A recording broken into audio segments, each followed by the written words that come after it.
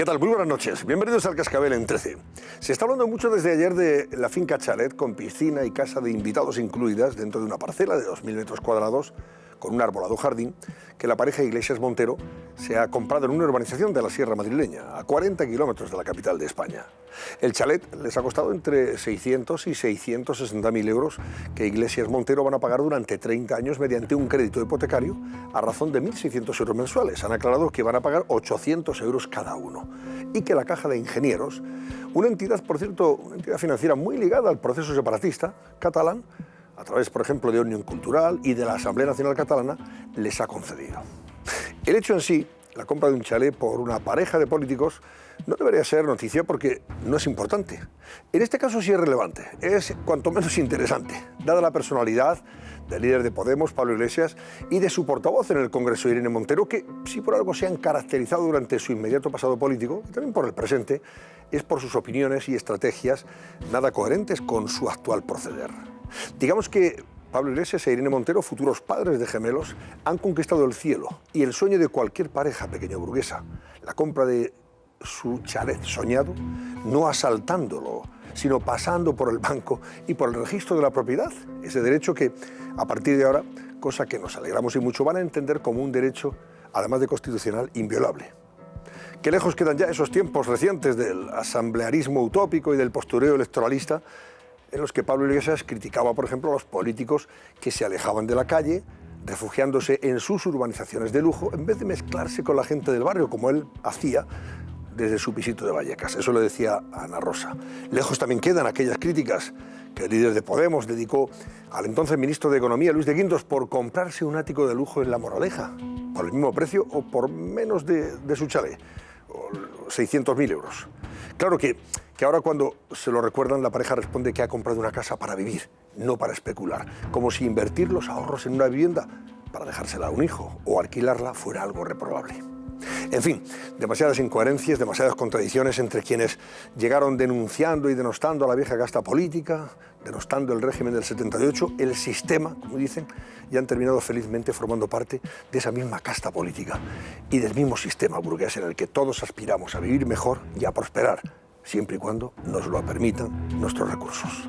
Y estamos de acuerdo, por cierto, con Pablo Iglesias e Irene Montero, cuando ahora, tras caerse en esa marmita de la realidad, tras darse ese baño, dicen que el gobierno y a los cargos públicos se les debe criticar por sus políticas o eventualmente por su corrupción, pero no por gastarse su dinero en lo que quieran, mientras lo hagan de forma honrada. Pues eso, que sean bienvenidos al club y disfruten de sus gemelos en su chalet de ensueño. Sobre este asunto vamos a plantear hoy el barómetro. La pregunta del barómetro que ya nos hace Laura Gómez. Buenas noches, Laura.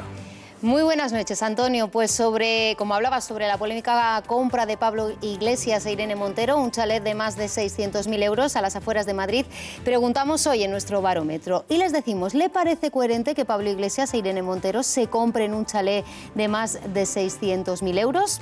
Así que ya saben, como siempre, si sí que les parece coherente que se lo compren, pues marquen el 905-855-001. Si por el contrario piensa que no, el mismo número, pero acabado en 002. Estamos activos también en redes sociales. En Twitter recuerden que somos @elcascabel13 y para seguir comentando el análisis de hoy en el programa utilicen el hashtag #elcascabel17m. Muy bien, gracias, Laura Gómez. También tendremos más invitados como por ejemplo el responsable de ese Centro de Estudios Superiores Cardenal Cisneros, donde terminó su carrera, Pablo Casado. Hablaremos con él, al hilo de toda esta polémica que se ha originado, a propósito de lo que publicó el periódico El Mundo. Susana Ollero, buenas noches. Buenas noches, Antonio. Pues sí, vamos a hablar con las dos caras de la noticia. Por un lado, vamos a hablar en directo en muy pocos minutos con el director general de ese centro universitario Cardenal Cisneros, con Raúl Canosa. Vamos a conocer la propia versión de este centro y además va a ser la primera entrevista que Raúl Canosa conceda a un medio de comunicación. Será la nuestra. Le vamos a preguntar si tenía una constancia de ese supuesto escándalo que le atribuyen a Pablo Casado de algunos medios de comunicación, de si aprobó o no de golpe la mitad de su licenciatura de Derecho. Pero es que también vamos a hablar con la otra cara de la noticia, con el director del Mundo, con Paco Rosell, uno de los medios de comunicación que asegura que Pablo Casado aprobó de golpe su carrera. Así que las dos entrevistas serán en muy pocos minutos, no se lo pierdan.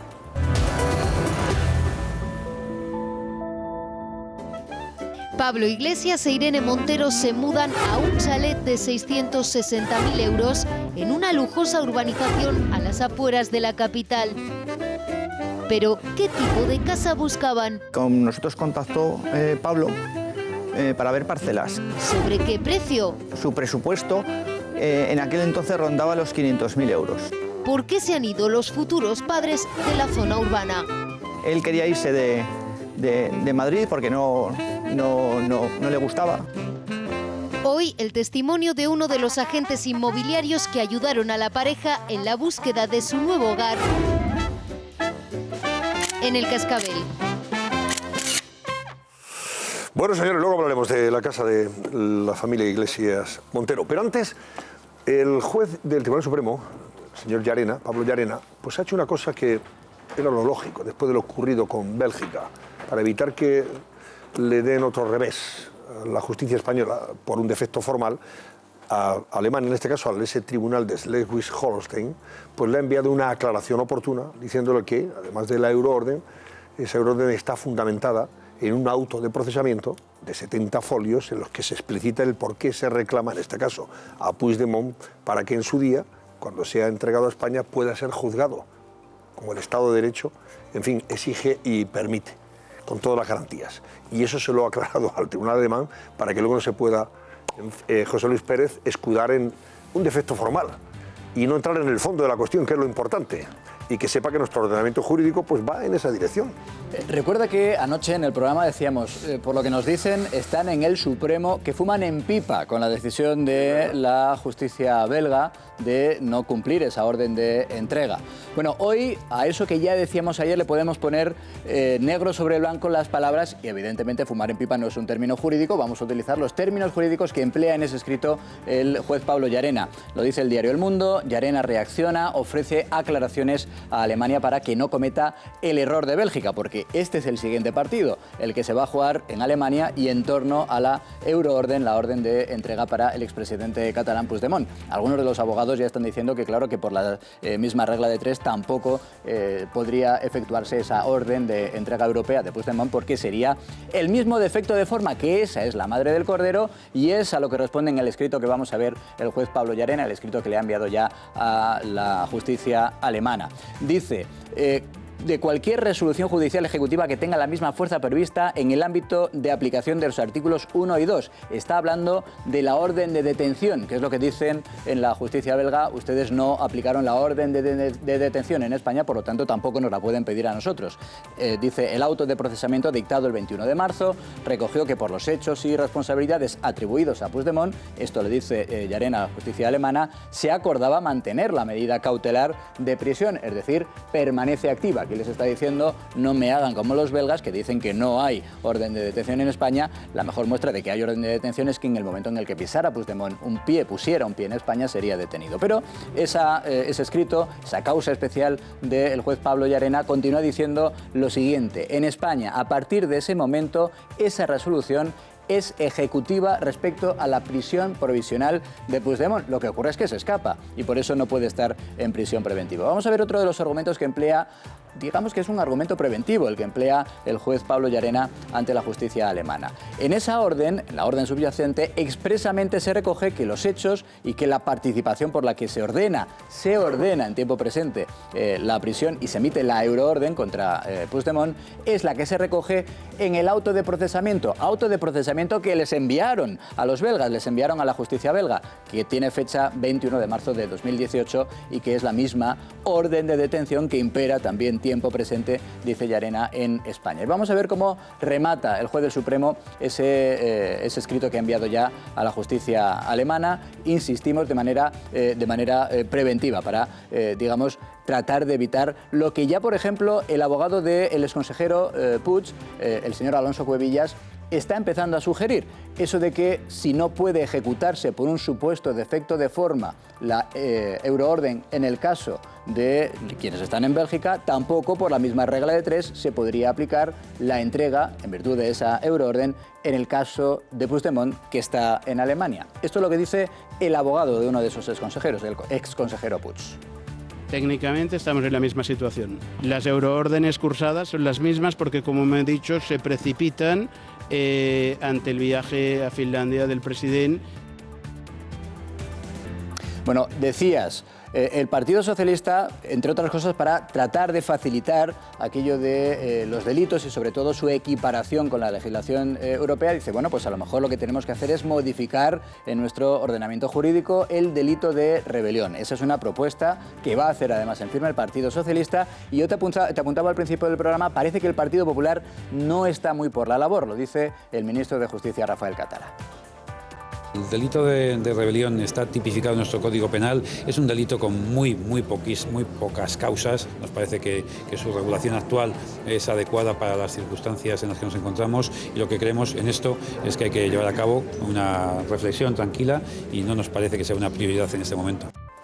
Bueno, vamos a ver si conseguimos que Alemania, en este caso ese tribunal de Schleswig-Holstein, no nos dé otro revés, o no le dé un revés a la justicia española o golpe como el propinado por los belgas después de las aclaraciones oportunas que le ha enviado el juez Llarena a sus colegas alemanes, y sobre todo la advertencia que les hace que si necesitan más información, ahí está él para aclarársela y enviársela. O sea que datos van a tener todos los que quieran y más, para que luego no se llamen a engaño. En fin, ya veremos. Enseguida os voy a preguntar sobre esto y sobre lo que ha pasado en Barcelona hoy, donde el xenófobo presidente títere ha tomado posesión, el señor Torra, en una ceremonia muy sobria, sin la presencia de representantes del gobierno de la nación y con muy poquita gente, muy familiar todo. Y además, ¿qué ha hecho el señor Torra? Repetir la fórmula de toma de posesión que ya hizo en su día el señor Puigdemont. No menciona al rey, no acata la Constitución y, en fin, habla de respetar solo lo que el Parlamento catalán dictamine. Marco Chiasa, buenas noches. Cuéntanos. ¿Qué tal, Antonio? Buenas noches. Desde el Palau de la Generalitat, donde está previsto que en pocos minutos, o no se sabe exactamente cuándo, Quim Torra salga, ya que lleva todo el día aquí en este Palau de la Generalitat, donde se ha hecho esa toma de posesión. Además, hace unos minutos hemos conocido que finalmente no viajará mañana a Extremera para visitar a los políticos encarcelados, y lo hará el lunes a petición del Ministerio del Interior por razones logísticas y de organización. En cualquier caso, la toma de posesión se ha llevado a cabo esta mañana. Como sabéis, no hemos podido entrar, no hemos podido verla desde dentro, porque la Generalitat solo ha permitido entrar a TV3 y Catalunya Radio, es decir, a los medios de comunicación públicos catalanes. En cualquier caso, ha sido, como comentabas, Antonio, una toma de posesión atípica. Se ha hecho en una sala mucho más pequeña que en la de otras ocasiones. Si en la de Puigdemont y en la de Artur Mas en 2010 había unas 400 personas, hoy, para que os hagáis una idea, habían unas 10 como mucho. La toma de posesión ha durado unos 3 minutos y, como decías, Antonio, en lo que sí ha tenido algo en común con Puigdemont es que no ha jurado ser leal a la Constitución ni tampoco al rey Felipe VI. Únicamente ha dicho que será leal a lo que decida el pueblo de Cataluña. Tampoco ha habido el protocolo habitual, no ha habido la puesta en escena de la medalla de oro que simboliza la presidencia, tampoco. También ha habido una ausencia de la bandera de España y de la fotografía de Felipe VI, algo que con Puigdemont sí que se hizo. Y por tanto, un acto en el que ha sido muy atípico, muy poca gente, donde no ha habido protocolo y donde lo más destacado, como decías, Antonio, es que Quim Torra ha dicho que únicamente va a ser leal al pueblo de Cataluña. Bueno, gracias, Marco Chiasa. Es evidente que aquí hay que hacer cosas y aunque sean tarde hay que hacerlas. Más vale tarde que nunca. Y esto se debe evitar por todos los medios. Bueno, porque yo no sé si esto ya se recurrió en el caso de Puigdemont, parece ser, y el Tribunal Superior de Justicia de Cataluña consideró que no era ilegal la fórmula y que se le podría permitir. Pero se debería legislar para que los presidentes autonómicos, y los cargos públicos del Estado estuvieran obligados a acatar la Constitución, pero a acatarla, por Dios, si es el marco de nuestra vamos a ver, a mí me parece un acto absolutamente inadmisible que se ha producido hoy en la toma de posesión del señor Torra. Primero, no hay la bandera de España, no hay la Constitución, retrato del rey, ni representantes del gobierno. Pero a mí me parece que es muy grave que este acto lo tenía que haber organizado el gobierno, porque estaba en vigencia el 155. Hay que recordar que hace unas semanas el propio delegado del Gobierno decía que se iba a organizar este acto de toma de posesión de acuerdo con los parámetros que marcara el Gobierno de la Nación. No ha sido ni una cosa ni otra. Pues una cosa absolutamente intolerable. Con una circunstancia añadida, que el señor Torra va a ser el representante del Estado en Cataluña. Es decir, el representante del Estado en Cataluña se permite desobedecer la Constitución, ignorar la bandera de España y la propia presencia de una imagen del rey y de representantes del gobierno. Es decir, a mí me parece muy grave lo que va ocurriendo, que va a ser una antesala a lo que nos vamos a precipitar. Vamos a ver muchos actos de provocación, mucha confrontación, etcétera, etcétera. Y bueno, y luego el acto en el que él reconoce su condición de títere. No es porque sea una valoración de una apreciación de cualquiera de nosotros, sino porque él admitió esa consideración desde el punto de hora que dice que el presidente legal es el señor Puigdemont, que él está en lugar de él. Es decir, si está en lugar de él, pues no puede tomar posesión de presidente de la Generalitat, la tendrá que tomar como consejero jefe o algún papel similar, porque esto no tiene ningún... Y Madrid nos ha es una burla si de las instituciones. El no acatar la Constitución. A mí me parece si que es legal esa toma de posesión. A mí me parece, bueno, doctores tiene la Santa Madre Iglesia al respecto, pero me ha parecido muy oportuna una propuesta que ha planteado esta mañana Pedro Sánchez, secretario general del Partido Socialista, y ha dicho, bueno, hay que acabar con este circo de las tomas de posesión. Es que aquí hay que hacerlas de acuerdo con unas reglas y unas normas. Es verdad que el Tribunal Constitucional en su momento abrió un boquete por el que se están colando, que fue aquello del imperativo legal. Eso lo admitió el Tribunal Constitucional. Pero a partir del imperativo legal estamos viendo tomas de posesión absolutamente estrafalarias, especialmente, por ejemplo, en el Senado. En el Senado ya es cómico lo que se hace. Lo hemos visto de todas las maneras. Es una falta de respeto y un mínimo decoro a la institución, a la Constitución, que es por la que nos gobierna todos los ciudadanos. Lo decías antes, es verdad que lo ha dicho Pedro Sánchez, pero en esto parece que va a encontrar el apoyo y el acuerdo con el gobierno. Escuchen Rafael Hernando, que es el portavoz del Partido Popular.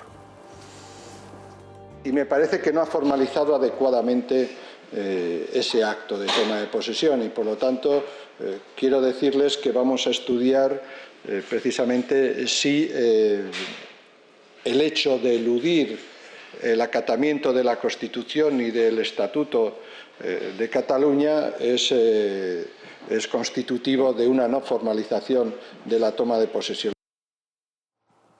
Pues que se pongan manos a la obra. A ver, Fátima y al margen de todo esto que es evidente, a mí lo que me ha parecido mientras veía esta mañana el cortísimo acto de posesión es que estábamos ante un funeral. Prácticamente lo único que faltaba era el muerto. Ha sido oscuro, ha sido tenebroso, ha sido negro hasta en el color de las corbatas, y yo creo que hasta los abrazos que se han dado después han sido lánguidos, ¿no? como estando en un funeral. Y luego lo que se hace prever es, bueno, pues cómo van a venir las cosas, ¿no? Cataluña, el Parlamento va a ser una mera delegación, o eso es lo que pretenden, de un gobierno que estará fuera de Europa. Un acto además en el que no se ha dejado entrar a los representantes parlamentarios de todos los catalanes y en el que no se ha dejado entrar a los altos cargos del gobierno, lo que ya te indica... Y a los medios informativos, ojo. Y por supuesto a los medios informativos. Pero bueno, eso pueden aducir que metemos un pool, que dejamos entrar a las dos agencias, pero que no se haya dejado entrar a los representantes votados del pueblo catalán. ¿Esto qué sentido tiene, ¿no? Yo, de todas maneras, conforme avanza y conocemos un poco más a este señor, al señor Torra, creo que, o estoy más convencida de que Puigdemont se ha pegado un tiro en el pie eligiendo a este señor. Creo que ese discurso supremacista y xenófobo no solamente no gusta en Europa y ha alertado a Europa. Europa aborrece ese tipo de discursos, lo aborrece y además le ha puesto en el punto de mira. Y es algo que el discurso europeísta del independentismo no se puede permitir ahora. Pero es que creo que no le gusta ni siquiera al grueso de sus votantes nacionalistas. Estoy convencida de que ni siquiera eso les gusta. Y el hecho de que haya tenido que disculparse y haya tenido que pedir perdón y el hecho de que haya tenido que borrar sus tweets dice mucho de por dónde van las cosas. Es que está temeroso de que le pase factura también.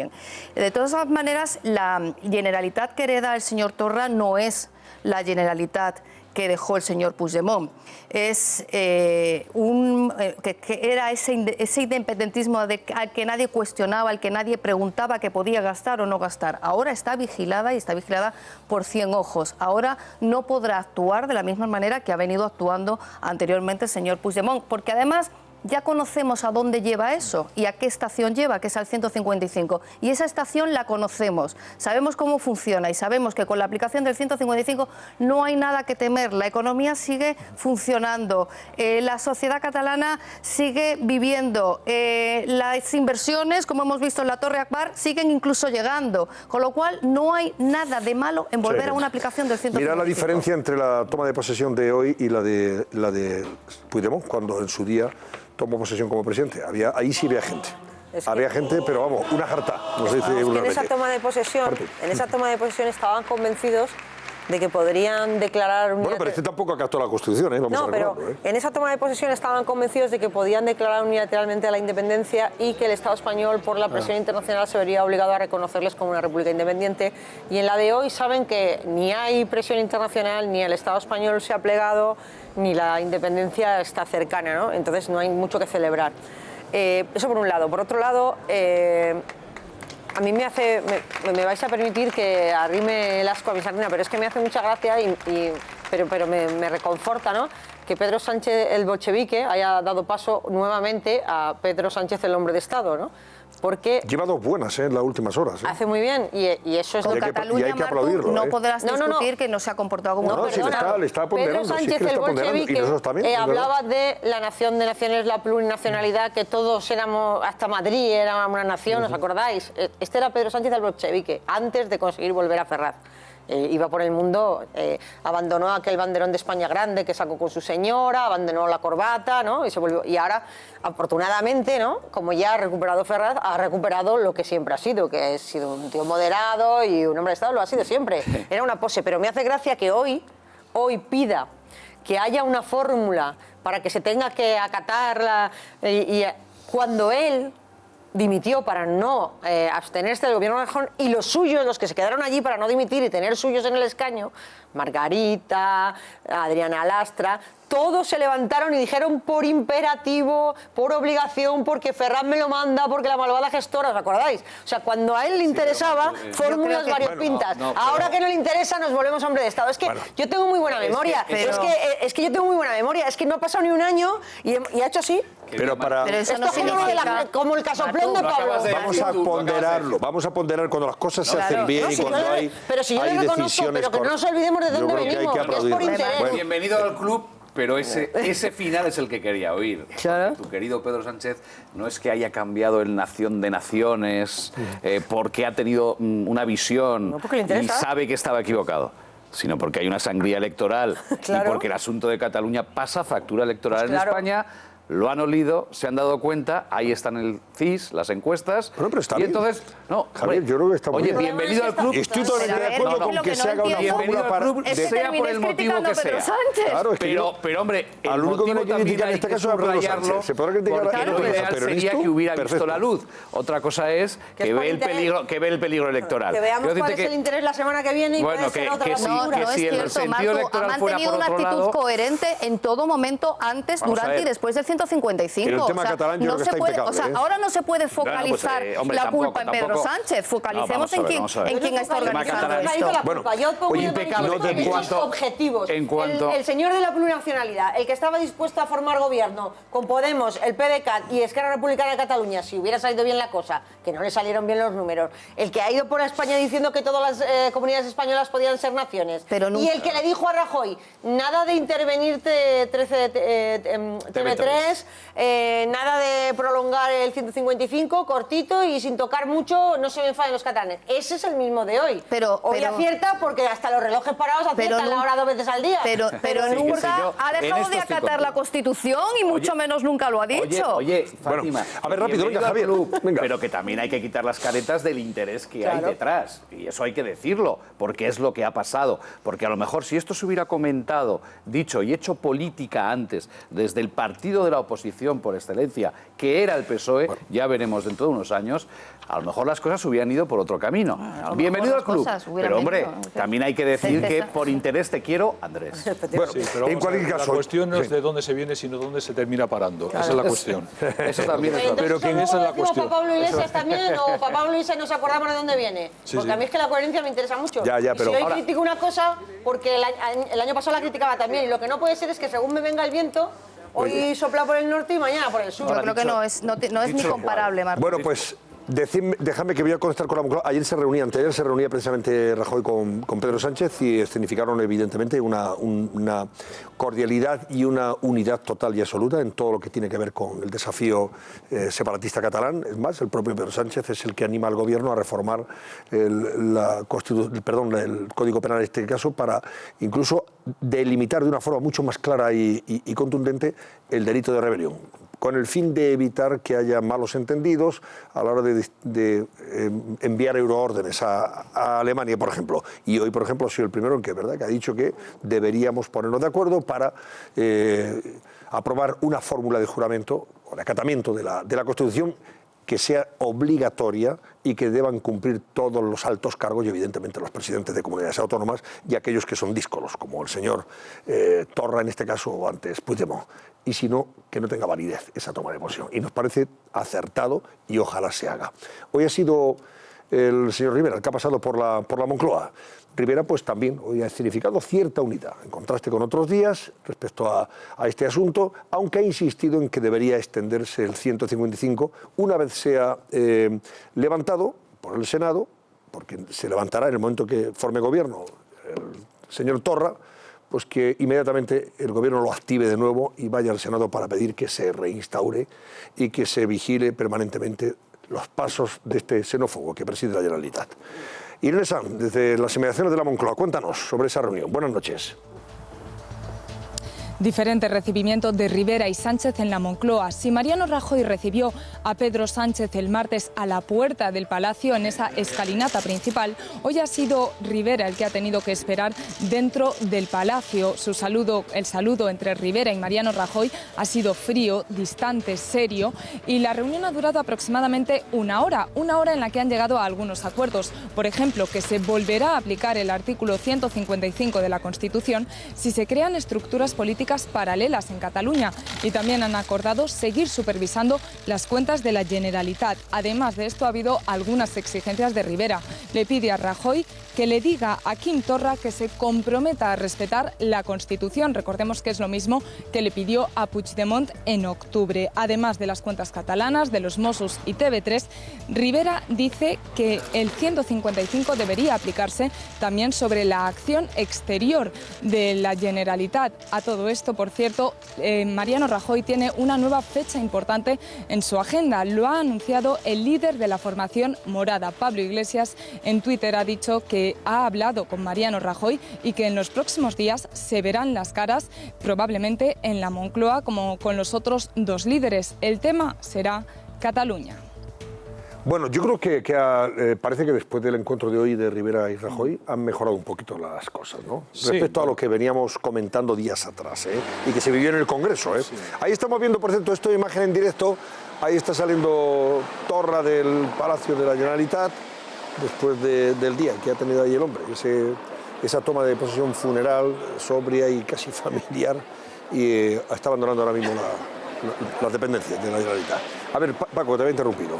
No, es evidente que hay una distancia clarísima entre lo que representa Pedro Sánchez y Mariano Rajoy y lo que representa Albert Rivera, por una razón fundamental. Se dice el enemigo de mi enemigo es mi amigo. Es decir, los dos partidos tradicionales del propio sistema, PP y Partido Socialista, están perdiendo votos en favor de Ciudadanos. Y, por lo tanto, están manteniendo una estrategia muy mancomunada que se escenifica en la deferencia que ha tenido Mariano Rajoy, recibiéndolo al pie del coche al propio Pedro Sánchez ayer, que los comunicados se hicieran en el mismo momento de lo que se convino, etcétera, etcétera. Eso es evidente. Albert Rivera, digamos que es ahora mismo un valor ascendente y hay una serie de diferencias. Primero, porque Albert Rivera considera que el gobierno, fundamentalmente el propio Mariano Rajoy, quería quitarse rápidamente la patata caliente de Cataluña, que se constituyera un gobierno cualquiera que fuese, en las condiciones que fuese, incluso la toma de posesión de hoy, y entonces ha apretado con relación al artículo 155. Es verdad que él sostenía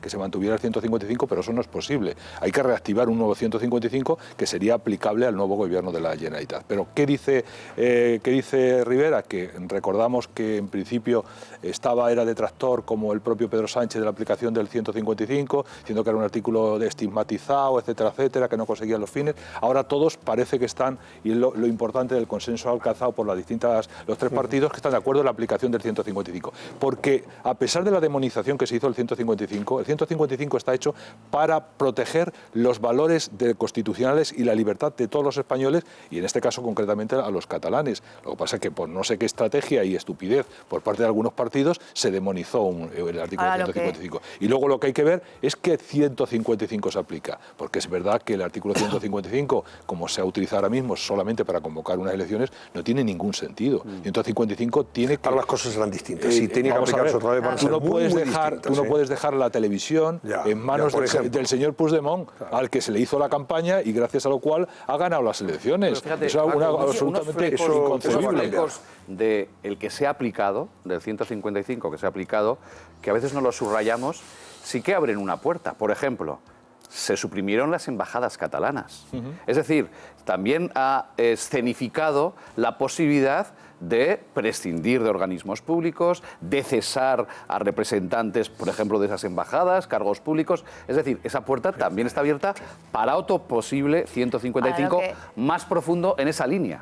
Lo que ha quedado en evidencia son dos cosas. Una, Rivera se ha tenido que apear de seguro de que hay que mantener el 155, que era un burro que no podía comprar nadie, puesto que era ilegal, y entonces hoy ha buscado una fórmula mixta de decir, bueno, cuando decaiga el 155, que inmediatamente se vuelva a poner en vigor. Y no se puede poner en vigor por las declaraciones de un señor. Cuando un señor dice, voy a robar la tienda de al lado, mientras no la robe, nadie puede detenerlo, con lo cual, hasta que no ocurran cosas, hasta que no ocurran hechos, probablemente no aplicar un 155. Y lo segundo es la mala relación que se palpa y que se siente entre Rivera y Rajoy. Pues porque están con el ojo... No lo vuelven a recuperar.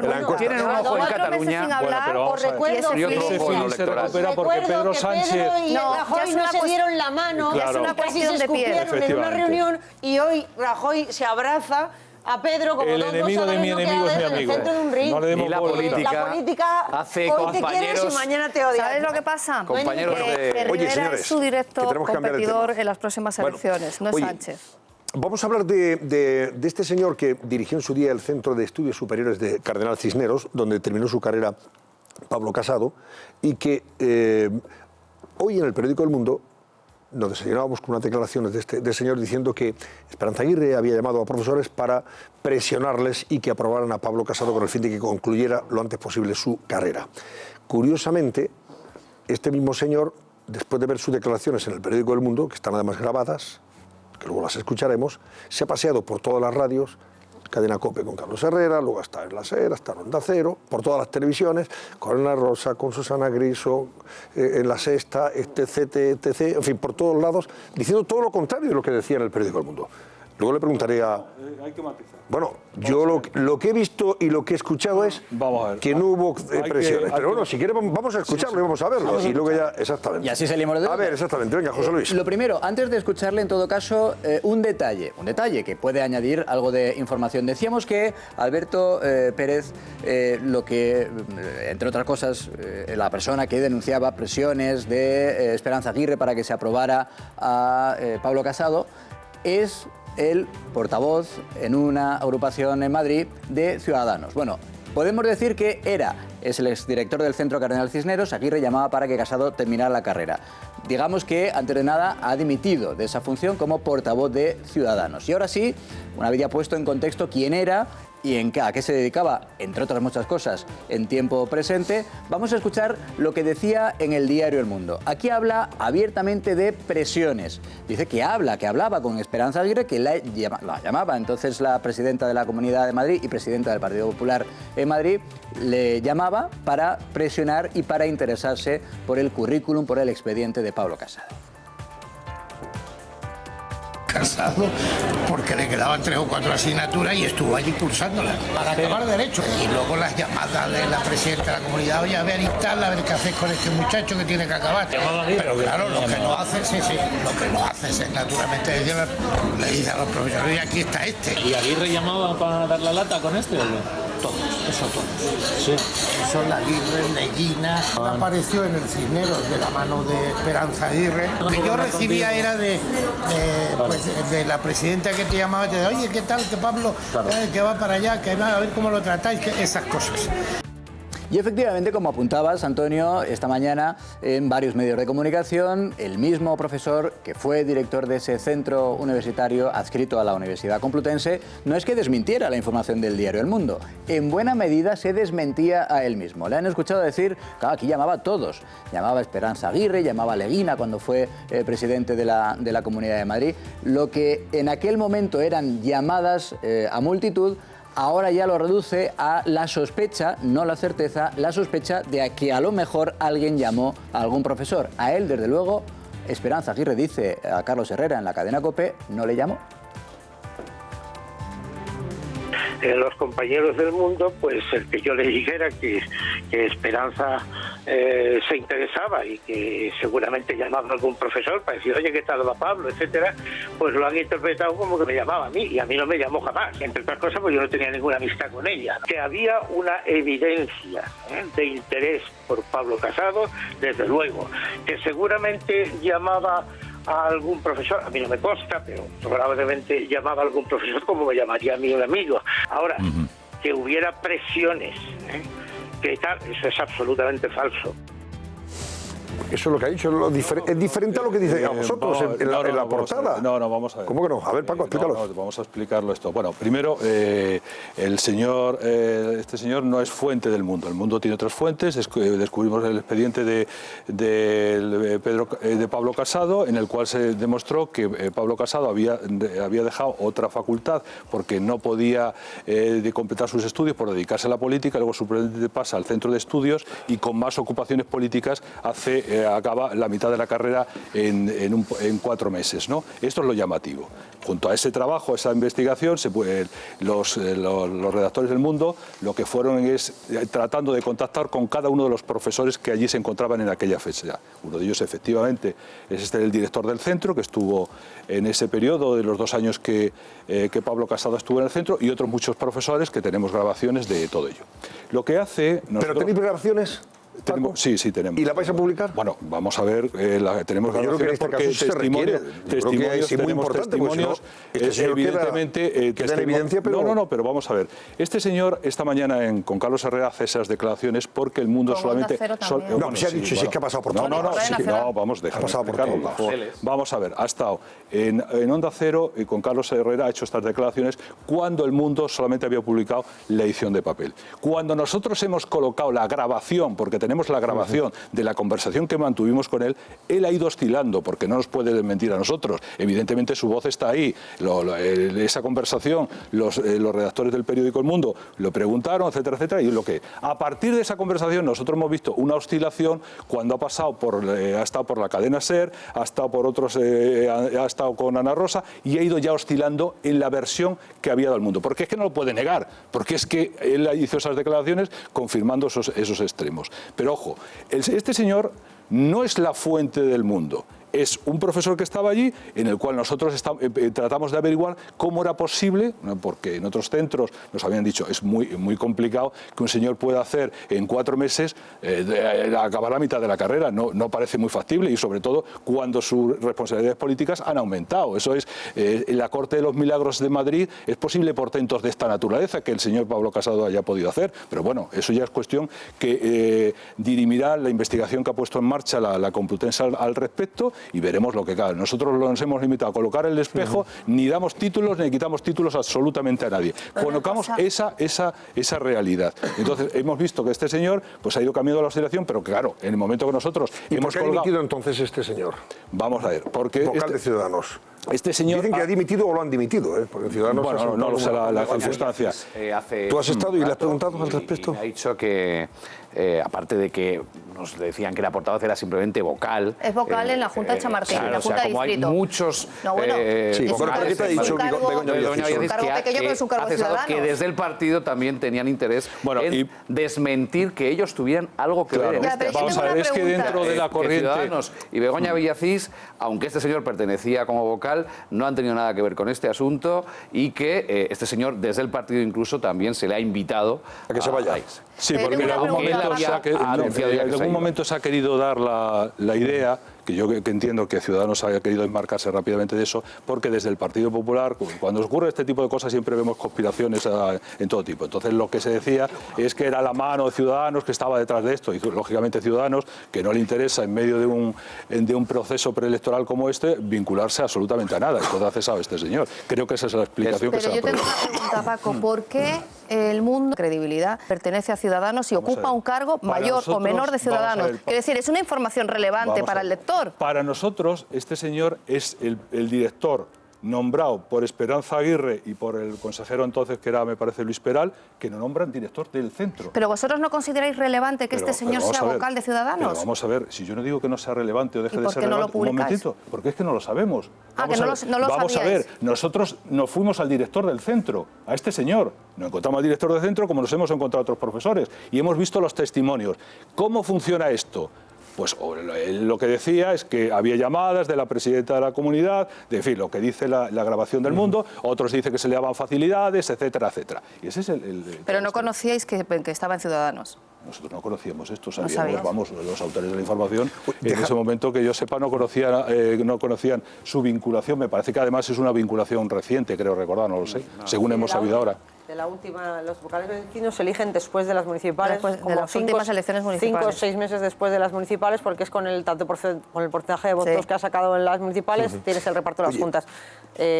Me gustaría hacer un comentario sobre lo de Casado. Casado y yo hemos estudiado Derecho con el mismo plan, el plan antiguo, el de 53, que es importante remarcarlo, porque no tiene nada que ver con esta historia ahora de los grados. En los grados ahora la gente tiene 20 asignaturas en un año, 25, porque son asignaturas cuatrimestrales, porque son, perdonadme los chicos de ahora, pero es que yo tengo una hija haciendo un grado, algunas asignaturas son de pinipón, tienes que hacer los 20 créditos de una complementaria de no sé qué, y son unos libritos que se leen en una tarde y incluso algunas son online. Es decir, que los créditos de ahora no tienen nada que ver con el plan del 53. En el plan del 53 teníamos 4 o 5 asignaturas al año. 4 o 5 en un año, porque eran unas asignaturas de aquí te espero, Baldomero. Y en la mayoría de los casos, los profesores no nos facilitaban examen de media asignatura en febrero. Con lo cual, si era muy generoso el señor o la señora que te daba clase, te dejaba hacer media asignatura en febrero y si la aprobabas con más de un 6, te la libraba esa mitad para junio. Pero si no, ibas con toda la asignatura entera en junio. Y en junio te encontrabas con 4 o 5 exámenes en 2 o 3 semanas. Este era el plan de vida. Yo, que trabajaba y estudiaba, 4 o 5 al año, el único año que no trabajé me conseguí sacar 6 en una cosa loca, ¿eh? Y me tengo, perdonadme que está feo que yo lo diga, por bastante espabilada. Y que tengo muy buena memoria y lo saqué bien. Cuando yo escucho a Casado, las explicaciones son esas. Me voy de ICADE porque no puedo estudiar tanto como se exige en el ICADE y yo es que tengo mis cosas políticas. Y entonces me cambio a la Cisneros porque me quiero dedicar más a la política, que es mi pasión, y menos a la carrera. Y casualmente en 4 meses me saco 12 asignaturas. 12 asignaturas que son casi 3 años de carrera. En 4 meses, entre junio y septiembre. Hombre, y entonces luego empieza a matizar. Bueno, cuando decís 4 meses es un curso lectivo. No. Entre junio y septiembre. Son dos periodos de examen. No, es un periodo de examen, un único periodo de examen. Primera convocatoria en junio, segunda convocatoria en septiembre. Pero en cualquier caso, que es un curso yo tengo el caso contrario. Yo empecé a trabajar en tercero de carrera y a partir de tercero de carrera nunca más fui a la facultad y sacaba todas las asignaturas si yo no iba, al año. Si yo no iba, estudiaba. Pero te vuelvo a decir, no me saqué 12 asignaturas de Derecho. No te daba tiempo ni de leerte el temario. ¿Por qué no hablamos con don Raúl Canosa, que es el actual director del Cardenal Cisneros, de este Centro de Estudios Superiores, para que él nos aclare estas cosas, que probablemente sea el que más tenga información acreditada para poder decirlo? Enseguida estamos con él. Venga, volvemos de la publicidad y hablamos con don Raúl Canosa. Hasta ahora mismo. Pablo Iglesias e Irene Montero se mudan a un chalet de 660.000 euros en una lujosa urbanización a las afueras de la capital.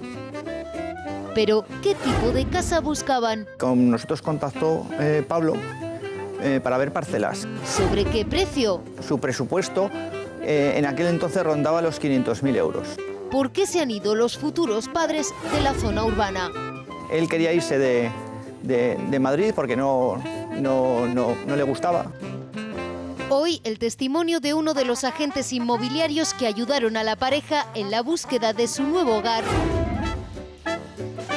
en el Cascabel.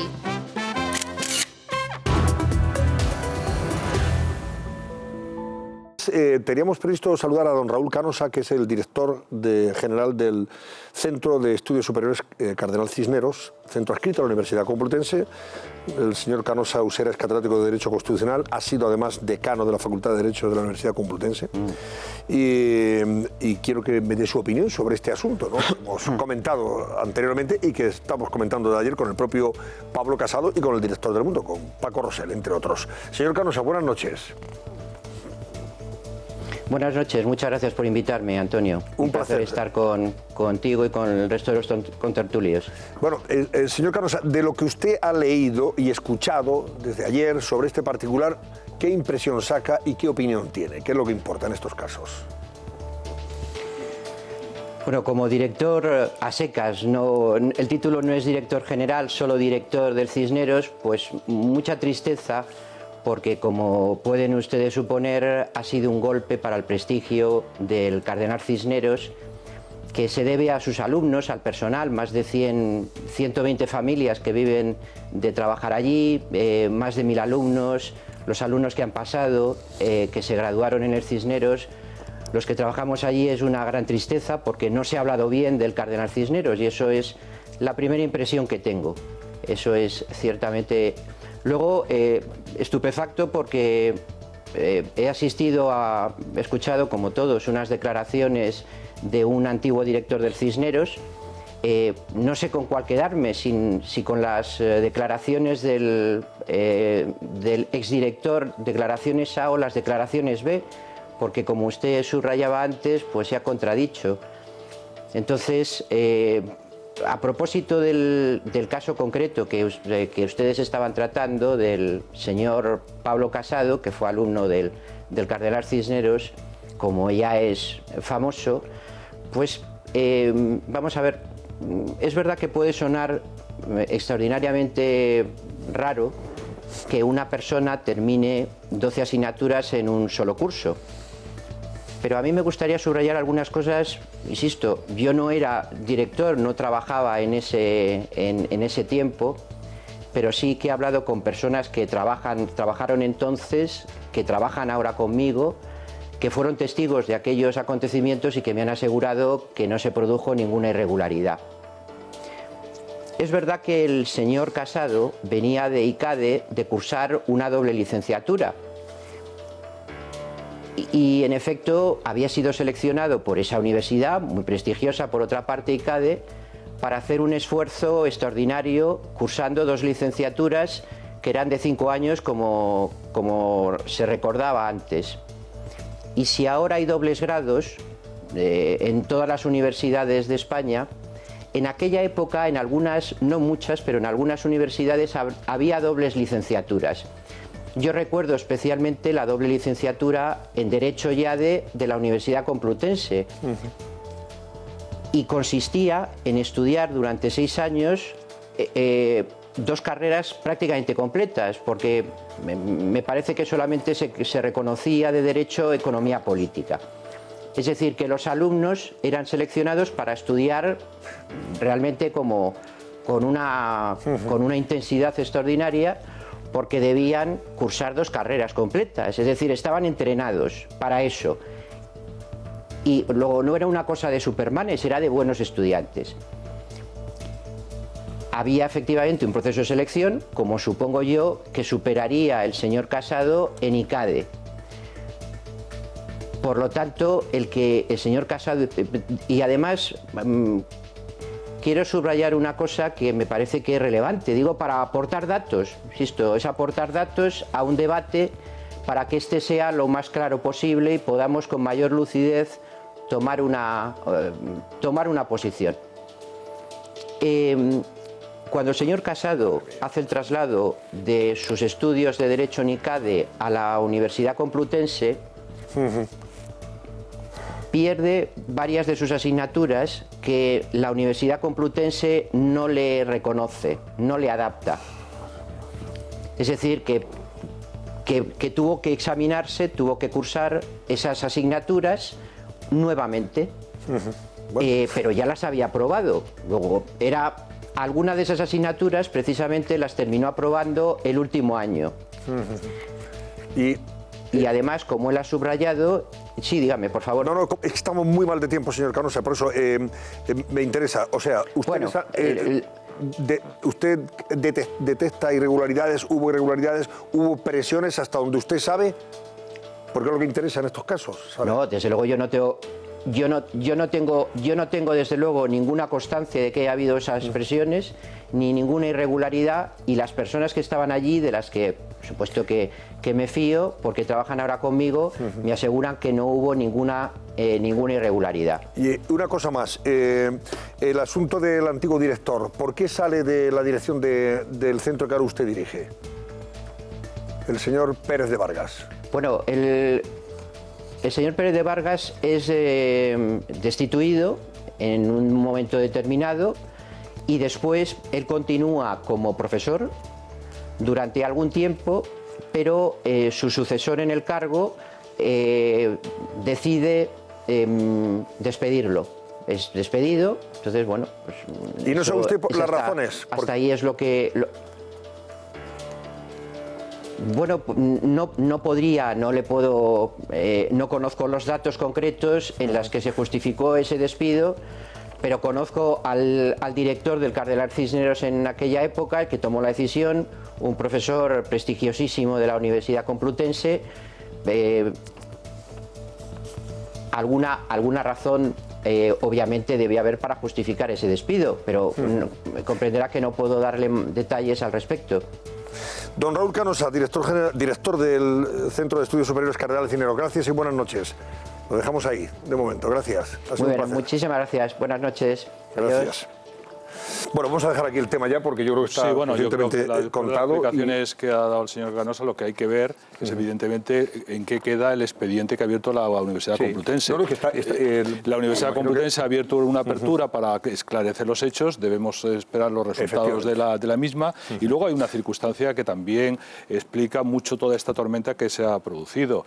Fue el hecho de que la víspera de publicar el diario El Mundo esta noticia, la juez que investiga el tema de la Universidad Juan Carlos I, el tema de los máster, abrió una pieza separada que se refiere precisamente a Pablo Casado. Es decir, es un tema de una incidencia enorme, porque hoy se han conocido precisamente 4 nuevas imputaciones con relación a ese caso. Paco, has dicho antes algo que a mí me ha preocupado. ¿Le nombró al anterior, a Pérez de Vargas, director, Esperanza Aguirre? No. Fue durante el mandato... es que me ha parecido entender que decías que fue nombrado por los políticos, cosa que sería muy grave. Vamos a ver. Perdóname, pero es que si no... por aclarar esto... es que me había parecido entender eso. No, vamos a ver, por aclarar un extremo. Este centro depende de la Comunidad de Madrid. Entonces, el nombramiento lo hace la presidenta o el consejero. Creo que era Luis Peral en ese momento el consejero que hizo su nombramiento de este señor. Por tanto, él dice que conocía a Esperanza Aguirre. Hay una ligazón política. Bueno, es que depende de la Comunidad de Madrid. Es centro... Vamos a dejarlo ahí, Paco, y vamos a dejarlo porque si efectivamente hay un expediente que se ha abierto y tal, pues oye, que ya dictaminará lo que considere oportuno al respecto. Hemos escuchado opiniones de personas que han estado cerca del asunto y han escuchado ustedes todas las opiniones. Quédense con la que más le interese, incluso el propio afectado. Pablo Casado estuvo anoche aquí en el programa. Tenemos que hablar, Laura Gómez, de la casa de la que ha hablado hoy todo el mundo, de esta polémica que, más que polémica, bueno, pues se ha comentado, lógicamente, dada la personalidad. No es un hecho importante, pero sí decimos que es relevante e interesante dada la personalidad de los compradores. No es noticia, o no debe ser noticia, que unos políticos compren un chalet o una casa para vivir y formar su familia. En este caso sí ha sido noticia porque, evidentemente, parece que el proceder de los políticos en cuestión, que son Pablo Iglesias y su pareja Irene Montero, pues denota cierta incoherencia con lo que ellos han venido predicando y diciendo a propósito de estos asuntos durante tiempo atrás. Y de esto se ha hablado, lógicamente, en las redes, ¿no? Y de las fotos de la casa. Laura. Claro, exactamente. Pues si te parece, Antonio, ahora vamos a dar un paseo por esa casa que se han comprado Pablo Iglesias e Irene Montero. Empezamos por el exterior. Recordemos que la parcela del lujoso chalet cuenta con 2.000 metros cuadrados. Lo primero que nos llama la atención es la piscina, amplia, hecha de piedra y rodeada de espacios verdes. Alrededor, un amplio jardín con hamacas y zonas de estar donde la pareja disfrutará seguro junto con sus 2 hijos. Pero si hay algo que realmente nos llama la atención a la gente de a pie de esa estupenda casa, es la casa de invitados, que ahora ahí la tienen. Está en el jardín, cuenta con 48 metros cuadrados, está hecha de madera y servirá seguro para comodidad de los propietarios cuando tengan visita. Igual que este baño. También en el jardín, y uno de los elementos más originales y que más nos ha llamado la atención que tiene el chalet. Y ahora vamos a pasar al interior de la casa. Recordemos que tiene unos 268 metros cuadrados construidos. La casa es de una sola planta y, según la información de la inmobiliaria, está dividida en 2 salas por un amplio hall. Como podemos ver, es estilo rústico, con techos altos y espacios diáfanos, por ejemplo, la cocina, que como vemos en la foto es cocina-comedor. La casa dispone de 3 habitaciones, entre ellas una suite con baño propio que imaginamos será la habitación de la pareja. Como vemos, las habitaciones también conservan ese estilo rústico característico de todo el complejo. Antonio, la pareja ya está poniendo la casa a punto y se está preocupando de contratar seguridad y cámaras de vigilancia. Ahí les vemos. Así que nada, ya les veremos disfrutando de la vivienda, incluso, quién sabe, igual este verano disfrutando de esa piscina tan apetecible. Una casa a 40 kilómetros de Madrid, cercana a la sierra de Madrid, 40 kilómetros. José Luis Pérez, han hablado, fíjense, decíamos, no es una noticia importante, pero sí es interesante hasta el extremo de que ellos han tenido que dar explicaciones, incluso dentro de Podemos, ¿no?, cuando todo esto ha salido. El coste de la vivienda, entre 600 y 700.000 euros, el crédito que han pedido para pagarla, la caja esta de ingenieros, que por cierto es una entidad financiera muy próxima, curiosamente, al separatismo catalán, a Òmnium Cultural y a ANC, a la Asamblea Nacional Catalana. Y han salido además en rueda de prensa para dar explicaciones de todo. Eso es, ya han emitido un comunicado. Os he visto, por cierto, a todos embelesados viendo la casa, viendo también muy bien la casa, esa última está visita. Muy bien. Y el jardín que tiene es magnífico. Efectivamente. Veíamos también la última visita porque apuntaba Laura que ya están con la reforma. Veíamos esa última visita que ha hecho la propia Irene Montero, unas imágenes que hemos visto hoy en OK Diario, que es, por cierto, quien adelantó también la noticia de la compra de esta casa, que ella efectivamente ha tratado de justificar. Luego vamos a ver con más detenimiento el comunicado, largo comunicado que han emitido para tratar de argumentarlo, pero antes ella dice que son 2 las razones fundamentales por las que se han decidido a comprar esa casa, ya lo sabe todo el mundo, valorada en 600.000 euros, con una parcela de 2.000 metros cuadrados, y que la primera de ellas es que necesitan esa parcela de 2.000 metros cuadrados para que sus hijos que están por venir, esos gemelos que están por venir, tengan la suficiente intimidad. Y la segunda razón que ella argumenta es que han comprado esa casa de 600.000 euros no como una inversión, no para especular, dice ella, sino para vivir. Lo pensaba ayer y lo pienso hoy. Si pienso que un ministro o una ministra debe comprar viviendas para vivir y no para especular, lo pensaba ayer y lo pienso hoy. Y no solamente eso, sino que lo seguiré defendiendo con las políticas que defienda en esta Cámara o en el lugar en el que la militancia, los inscritos, la gente de Podemos me ponga después de ser portavoz parlamentaria.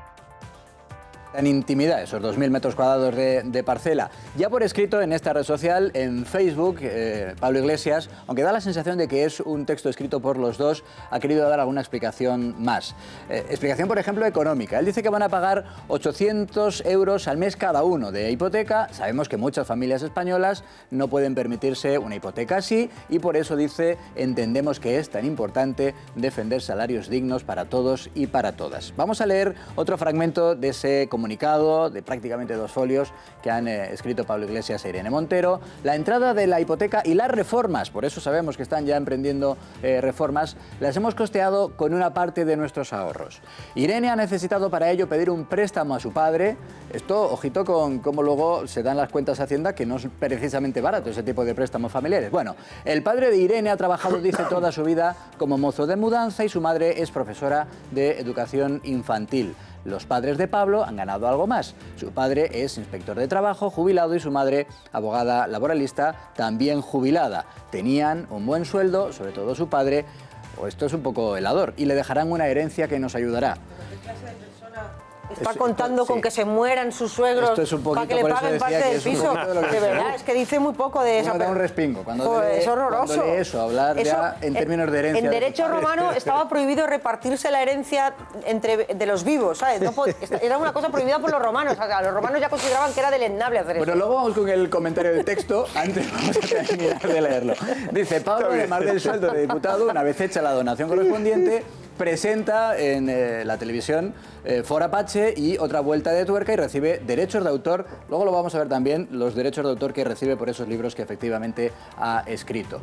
Y terminan quejándose de la repercusión que tienen casi todos sus movimientos. Dicen que, claro, que cada vez que van, por ejemplo, a hacerse una ecografía, pues tienen a periodistas detrás haciéndoles fotos y demás. En fin, este es el comunicado, ya digo, que han publicado esta mañana, en el que, por ejemplo, también hacen en otro momento referencia a ese tuit que en el año 2012, aquí lo tienen, escribió Pablo Iglesias después de que se supiera que el entonces ministro de Economía, Luis de Guindos, había comprado también, en este caso era un ático, por 600.000 euros. Y se hacía Pablo Iglesias en ese momento esta pregunta: ¿entregarías la política económica del país a quien se gasta 600.000 euros en un ático de lujo? Insisto, esto era en el año 2012, recordamos que ellos ahora se han gastado, es verdad que entre los dos, esos 600.000 euros en una casa que hemos visto ya, es verdad, también con todo tipo de detalles. Vamos a ver, como diría el castizo, de dónde sacan para tanto como destacan, porque destaca la vivienda que se han comprado en la Sierra de Madrid. ¿Cuáles son los ingresos? El sueldo de Pablo Iglesias, el último declarado, por tanto, en el año 2017. Tiene un sueldo de 3.088 euros como diputado. ¿Por qué ponemos entre paréntesis 1.960 euros? Porque ese es el dinero que se queda él en virtud de los acuerdos alcanzados, acuerdos internos en Podemos. El resto del dinero no nos lo devuelve a todos los españoles. Es para financiar el partido, es decir, entre todos, con ese pequeño sobresueldo estamos financiando a Podemos, no lo devuelve. Ese es, por tanto, el sueldo que cobra como diputado, pero lo veíamos en el comunicado, hay que añadir más ingresos. Como europarlamentario, en 2016, cuando lo era, percibió 81.000 euros. Como presentador de televisión, cobró 34.000.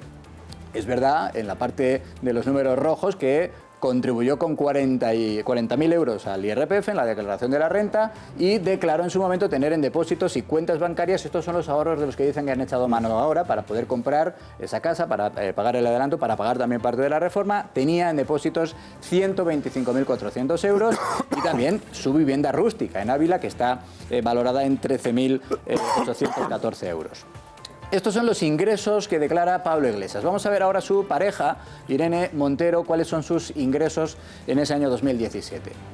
Como diputada tiene ese sueldo de 76.000, prácticamente 77.000 euros, de los cuales, al año evidentemente, de los cuales ella se queda la misma cantidad que Pablo Iglesias, 1.960, el resto exactamente igual, entre todos lo pagamos para que se lo deriven a Podemos. Pero además tiene otros ingresos, digamos que más modestos. Esto, beca FPU, es beca formación de profesores universitarios, por lo que al menos en ese ejercicio de 2016 percibió 3.400 euros en todo el ejercicio. Como cargo en Podemos también tiene un sueldo en ese 2016 de 16.500 euros, pagó en la declaración de la renta 2.300 en su declaración de bienes y poseía unos ahorros en cuentas bancarias en el 2016 de esos 19.000 euros. Pero como bien apuntabas, ha habido todo tipo de reacciones políticas. No estamos ni mucho menos hablando de un asunto privado porque evidentemente, como decíamos al comienzo del programa, hay una enorme diferencia y por eso es un asunto político entre el discurso público y las decisiones privadas. Es verdad que es una decisión privada. Digo, ha habido reacciones de todo tipo. Para Rafael Hernando del Partido Popular, precisamente esa falta de coherencia entre lo que se dice y lo que se hace es lo más destacado. Para la portavoz parlamentaria del Partido Socialista, Margarita Robles, las explicaciones sobre todo se las tendrán que dar a sus votantes, porque efectivamente con ellos es con quienes hay una contradicción más evidente. A ellos es a quienes les hicieron promesas, como por ejemplo que nunca se irían de Vallecas y ahora se van a ir. Eso dice Margarita Robles. Y también Íñigo Errejón, dentro de su propio partido, dice que se trata de un asunto privado y que en cualquier caso no es dinero público, los 600.000 que les ha costado esa casa a Irene Montero y a Pablo Iglesias.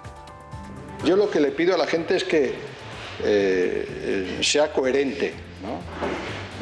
Y si el señor Iglesias ahora dice que es un asunto privado, ¿por qué dijo él que el ministro de Economía, el señor de Guindos, no podía ser ministro de Economía porque se había comprado un ático de 600.000 euros? Los asuntos de la política tienen que ver con qué hace cada uno con el dinero de todos, no con qué hace cada uno con su dinero. Bueno, hay dos sentencias de Groucho Marx que definen perfectamente esta historia de la casa. Una es, lo mejor de la vida son las pequeñas cosas, los pequeños yates, las pequeñas fortunas, las pequeñas mansiones. Y la otra es, tengo mis principios, pero si no te gustan, tengo otros. Pues es exactamente lo que ha ocurrido aquí. Evidentemente es una cuestión particular y está muy bien que la gente progrese y que la gente se compre casas y que la gente intente vivir cada día mejor y que si vas a tener familia, busques una casa más grande y si es en el campo mucho mejor. Lo que tienes que ser es coherente y tienes que ser coherente con tus ideas y evidentemente aquí hay un problema de coherencia bárbaro. Yo me pregunto si lo siguiente que hará el señor Pablo Iglesias, igual que hizo en su piso de Vallecas, será llamar a una periodista para explicarle en su cocina, mientras se toma un café con leche, lo importante que es vivir en la calle, cerca de la gente y no en las grandes mansiones donde al final terminas alejándote de la gente. Esto es de una falta de coherencia. A mí es un asunto sociológicamente me ha encantado porque parece una tontería y, ojo, están muy preocupados. Pensaban que no iba a trascender, pero está afectando sobremanera a su electorado. Les ha puesto el espejo enfrente y hay mucha preocupación. Su electorado, que compró ese mensaje que tú acabas de decir, está viendo que luego... donde digo Diego. Por eso no es una cuestión, discrepo de Fátima, no es una cuestión privada, es una cuestión pública. Pero no por decisión nuestra, sino por decisión de ellos mismos. Es decir, ellos cuando hacen la crítica que le hicieron al ministro de Guindos diciendo que no se podía ser el ministro de Economía teniendo un ático en eso, ya lo hicieron una cuestión pública. Bueno, ahora... Porque hicieron ejemplo de esa actitud. Sí. En el momento que ellos se compran unas casas de esas características, es evidente que están entrando en una contradicción bastante flagrante de cuál es su hábito. Y luego es una cuestión, a mi juicio, una cuestión pública. Y luego viene a demostrar una cosa, que al final los que están en contra de la casta simplemente aspiran a ser casta. ¿Habrá algo más burgués que esto, además? A las primeras de cambio. Y luego hay una cosa que me ha llamado mucho la atención, es el silencio que se ha impuesto en Podemos. Es decir, han impuesto un silencio absolutamente sepulcral que todos los militantes de la organización justificando un discurso que entra en flagrante contradicción con los principios de los que son un grupo antisistema, que estaban en contra de este modo de vida, etcétera, etcétera. Que, bueno, pues es que eso es lo que me llama la atención. El capitalismo, cuando yo juego en él, pues es normal. Pero cuando juegan los demás, los adversarios, es execrable. Hay que ir contra ese sistema explotador. Y mira, yo me he quedado, avisa al comienzo del programa, he hecho una encuesta en la calle, entrevistando en Vallecas a vecinos de Vallecas. Uno ha dicho la frase que decimos todos, hay que ser consecuente. Pero me ha encantado otra que probablemente podía estar cercana a Podemos, esa señora, una señora mayor. He dicho al final, todos hacen como los demás. Llegan con banderas y al final... Y eso es lo que les puede hacer mucho daño porque se demuestra esa sensación de mucho discurso, pero al final, luego, el día a día, la realidad, la vida, la política, hacen como los demás. Y están muy preocupados, yo lo vuelvo a decir, porque, bueno, contactos tenemos todos en el mundo de Podemos y hay preocupación porque ellos pensaban que, bueno, como es nuestro, esto no pasa factura. Como somos nosotros, esto no pasa factura. Si hubiera sido otro político de Ciudadanos, del PSOE o del PP, joven, recién llegado a la política, con aire de regeneración, que de pronto se ve que 600.000 euros, que son 600.000 euros... No, pero es que ese no es el problema. El problema no es gastarse 600.000 euros en una casa, Javier. El problema es cuando acabas de decir esa misma cifra hace unos años de un ministro... Ahí sí. Ese es el problema. Por eso cuando tú dices, no pasaría nada si cualquier otro político se comprara una casa de 600.000 euros. Si tiene el dinero, que se lo compre. Si se tiene una hipoteca, que la compre. Asunto, que parece que los hados se han puesto, es que la misma cifra, 600.000 euros... Cuando es un ministro que encima luego lo han intentado tergiversar con que era para especular. ¿Y usted por qué sabe que era para especular y no para vivir un ático de un ministro? Por cierto, un ministro que había ganado mucho dinero antes en la esfera privada, en la sociedad civil. Le podremos criticar lo que había hecho o no, pero ese dinero no era público. ¿Qué han producido ustedes? Oye. Que es un dinero público. Y hay aquí algo que subrayar, y termino. Porque hablabais mucho de la esfera privada y pública. Los políticos, y sobre todo los cargos públicos de relevancia, lo privado forma parte de lo público. Su conducta privada forma parte de lo público. Un personaje público político, imaginaros que se emborracha todas las noches y se le ve en los bares borracho. No, es que es mi vida privada. Eso tiene relevancia pública. Es decir, esa diferenciación, no, es que es mi vida privada, no. Su conducta privada forma parte del ámbito público, porque usted es un personaje público. Otra cosa es que luego hay ámbitos íntimos que hay que respetar. Sí, pero es que hay un factor... Momento, pero no se puede... Venga, Marta, que tenemos que pasar a otro tema, que si no nos enredamos. La excusa que han puesto para irse a un supercasoplón en Galapagar es que los gemelos necesitan intimidad, ¿no? Con el número 1, si necesitas intimidad, también te puedes comprar un chalecillo adosado en Pinto, ¿eh? Y los niños tienen la misma intimidad en tu jardincito de tu chalecillo adosado, y entonces va más acorde con el discurso, porque os recuerdo que ellos eran la gente había llegado al Congreso y era la casta la que vivía en mansiones. Pues ellos han dejado a la gente en Vallecas y se han ido con la casta. Eso es una cosa determinante. Pero es que luego además los dineros no cuadran. Y por mucho que se empeñen ellos en contarnos el rollo mañanero, primero no están casados. Luego el banco no ha dado una hipoteca a una sociedad de gananciales como es un matrimonio, sino que le ha dado una hipoteca por la mitad del importe a uno y una hipoteca por la mitad del importe a otro. Bueno, pues con los ingresos que ella tiene, los ingresos que ella tiene, difícilmente el banco te da esa cantidad. Primero, pero el banco, porque es que no es así, Martu. Es que es verdad. No, es que están diciendo que los matrimonios que están en separación de bienes no les dan una hipoteca. Es que no les dan una hipoteca juntos. Te den una hipoteca. Hombre, cuando tú vas a comprar tu piso puedes ir 7 personas, pero cada uno tiene su hipoteca. Se mira el sueldo y la situación económica de uno y de otra, y no tiene nada que ver que estén casados o dejen de estarlo. El banco te da la hipoteca igual. Perdona, una sociedad de gananciales responde siempre comúnmente. Las personas individuales responden con sus patrimonios individuales, y si tú tienes separación de bienes, precisamente es para no responder ganancialmente. Claro, pero eso no significa que no te den la hipoteca. No te estoy diciendo que no te la den, te estoy diciendo que valoran el riesgo individualmente, no en conjunto. Individualmente ella no tiene capacidad económica para que le endiñen 250.000 o 300.000 euros. Eso es lo primero. Lo segundo, no es así, tú entras en la caja de ingenieros, entras en la caja de ingenieros, pides un crédito exactamente por el importe que han puesto ellos y te pone un cartel así de grande. La caja de ingenieros no financia más del 80% del valor de inmueble. Por tanto, o el inmueble vale más y nos han mentido a todos, estás contando con el banco... Pero es que a lo mejor la casa no es el 50% de cada uno. Minuto, eso es otra cosa. Entonces, claro, es que estás asegurando que es el 50% de cada uno. A lo mejor ella ha escriturado el 30 y el eso ya lo veremos porque lo 70. Pero ellos han asegurado que están pagando la misma cantidad. Eso sí. O sea, por tanto, van a 800 euros cada uno. De hecho, ella dice, y ella dice, en esta escritora Limón, cuando ella dice, cuando se mueran los padres de él, pues esa herencia muy buena. Bueno, pues la herencia es privativa y solo es de él y solo se aportará a la parte de él. Luego espero, como abogada matrimonialista, espero que les vaya muy bien, porque ese es un divorcio ruinoso. Pero vamos a ver, lo de la Caja de Ingenieros es la entidad financiera que les ha dado el préstamo. ¿Y tú qué dices? Que según la información que da esa caja, sí, ¿y qué pasa? Y pones valor de inmuebles, 600 pocos mil, 600 y pico mil euros. Entonces, ¿qué te daría? Años de hipoteca, 30 años, importe de la hipoteca pedida, 540.000, que es lo que él dice que le han dado. Y te sale un cartel rojo así de grande que dice, la Caja de Ingenieros no da... Me lo ha enseñado, Se lo he enseñado, es que es un simulador hipotecario. Pues no da más del... Tú estás diciendo entonces que han tenido un trato de privilegio. O han tenido un trato de privilegio, o la casa vale más de lo que dicen que vale. Porque... ¿cómo no va a hacer de esto daño a los votantes de Podemos? Si se supone que ellos viven con 3 salarios mínimos.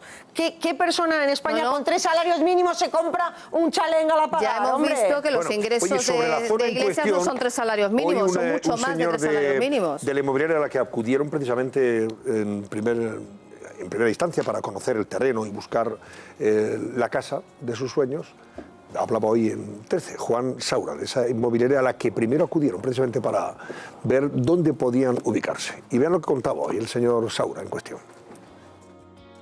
Y con nosotros contactó Pablo para ver parcelas en la Navata también, en la parte más alta de la Navata, que es una zona más exclusiva donde han comprado este chalet. Estuvimos 1 hora y media con con él, explicándole cómo. También me preguntó por el tema de la financiación y le estuve explicando.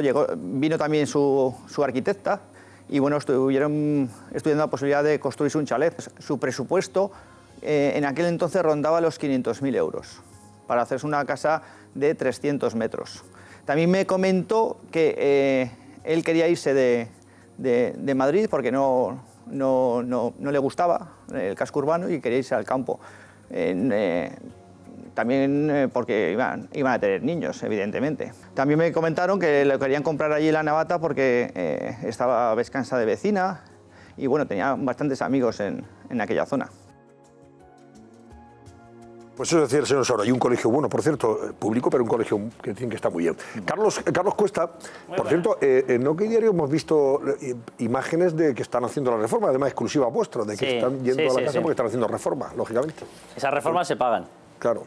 Suele ocurrir. Eso puede explicar lo del crédito que decía aquí Marta Garrote. Y los jardineros que necesitan para esa casa también se pagan. Solamente voy a decir una cosa. Eso explicaría lo del crédito, Martu. Claro, mañana llevamos una información que se parece bastante a lo que estaba explicando en estos momentos Martu. Claro. Tú coges, acudes allí y haces lo mismo que teóricamente han hecho ellos, ¿vale? Y cada uno que mire el resultado, mañana lo publicamos en OK Diario. Claro. Si encaja, encaja. Si no encaja, entonces estamos hablando de otra cosa.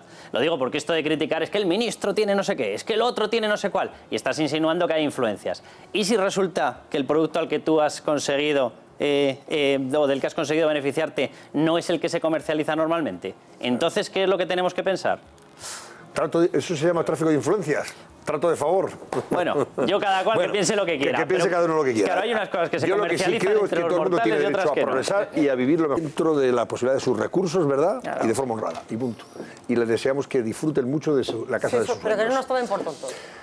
Eso ya es lo que los votantes... Pero una comparativa, Antonio. Comparativa de casas, venga. Si te parece. Sí. Yo simplemente le voy a pedir a la gente que vaya mirando el perfil de ejercicio profesional como políticos de los que sacamos. Es decir, es lógico que si tú estás más tiempo, acabes teniendo más patrimonio. Claro. Inmobiliario o financiero, pero es lógico que acabes teniendo más patrimonio. Bueno, Mariano Rajoy evidentemente lleva ya en nuestra vida política unos cuantos años. Resultado, ha conseguido acumular, él viene además de ser registrador de la propiedad, es decir, de una muy buena oposición con un muy buen sueldo. Un dúplex en Aravaca, en Madrid, de más de 200 metros, una vivienda en Sanjenjo, más plaza de garaje, esta la adquirió en 1987, un apartamento en Gran Canaria, lo adquiere en 2004, y un piso en Madrid, un apartamento más pequeñito, en 1991. Es el patrimonio acumulado después de haber tenido una buena profesión y de haber sido prácticamente todo. Ha pasado por infinidad de ministerios, ha tenido infinidad de cargos dentro del partido y en estos momentos es presidente del gobierno. Ha conseguido acumular esto. No me atrevería yo a hacer una valoración exacta, pero podríamos hablar de que el dúplex en Aravaca podría estar en unos 700.000, 800.000, podríamos hablar de 100, 200 más o menos, podríamos hablar de unos 100 y podríamos hablar en el piso de Madrid, no lo sé, dependiendo de la ubicación y demás, de unos 300, 400.000. Resultado, podríamos estar hablando a lo mejor de un patrimonio acumulado en 1.500.000, 1.600.000, todo a cálculo de abuela. Es decir, no hay datos porque tendríamos que conocer las viviendas. Pero para que vayamos haciendo esa comparación, Pedro Sánchez también tiene muchos más años entre nosotros en la vida política de lo que puede tener Pablo Iglesias. Lleva infinidad de cargos y además se ha tenido que pelear por esa Secretaría General, etcétera, etcétera. Resultado, vivienda más plaza de garaje de Madrid, posteriormente la cambia y continúa con vivienda más plaza de garaje de Madrid. Fin, se acabó. Eso es lo que tiene. Vamos al siguiente perfil. También, este sí que es ya de los nuevos, pero le ocurre exactamente lo mismo. Un piso más garaje en Barcelona, que lo coge en 2004, y posteriormente, cuando vuelve a hacer la declaración suya de bienes, vuelve a aparecer el piso más garaje en Barcelona. Se acabó, es lo que ha acumulado. Más o menos el tiempo que lleva Albert Rivera puede ser equiparable, lleva un poquito más, porque Ciutadans en Cataluña empezó antes. Pero bueno, vamos a decir que es más o menos equiparable al de Pablo Iglesias. Vamos a ponerlo así. Vamos con el siguiente perfil. Alberto Garzón. Alberto Garzón lleva claramente más tiempo que lo que lleva Pablo Iglesias. De hecho, parecía que él podía ser la figura emergente en esa izquierda más allá del Partido Socialista. Al final acaba siendo Pablo Iglesias. Tiene un piso en Rincón de la Victoria, en Málaga. Estos son valoraciones, cuidado porque Es verdad que ellos las incluyen, pero son valoraciones catastrales. Todo esto es lo que aparece en su declaración de bienes en el Congreso. En el Congreso. Sí. Son valoraciones catastrales, no son valoraciones de mercado. 85.723 euros en 2000. Con lo cual será más, lógicamente. Tiene que ser más, tiene que ser más, efectivamente. Es declaración catastral, no la declaración, no es lo que el valor del piso en caso de que lo vendiera. Efectivamente, de este piso él tiene el 25%, porque es por herencia. Otro piso en Rincón de la Victoria, en Málaga, 50% por herencia, es decir, van transformando esas propiedades, y tiene un garaje que se lo compra valorado catastralmente, que no es la valoración de mercado, en 4.712 euros. Y ya llegamos al caso de Pablo Iglesias, que sí que tenemos una valoración, porque él mismo lo ha admitido. Él es el que ha dicho que valdría más de 600.000. Luego se ha filtrado, lo dábamos en el periódico, en OK, que eran 660.000. La compra es en estos momentos, es decir, aquí la variación es menor. Porque evidentemente si se está comprando ahora, ¿cuánto puede haber variado el valor de mercado? Nada, ¿vale? Y es verdad que es una casa, un chalet unifamiliar, 260 metros cuadrados de casa, no está mal, y con una parcela de más de 2.000 metros cuadrados. Y adicionalmente tiene esa cabaña más parcela rústica de 1.600 metros en Casavieja, en Ávila, que el precio de compra teóricamente fue 13.487 El precio de compra, que si no la vendiera valdría también más, tendría más valor. ¿Metros? Si juntamos, hay que reconocer que es de todos los políticos que hemos mostrado el que más rápido ha adquirido patrimonio inmobiliario de todos ellos. Porque el caso de Mariano Rajoy lleva una carrera larguísima en la política.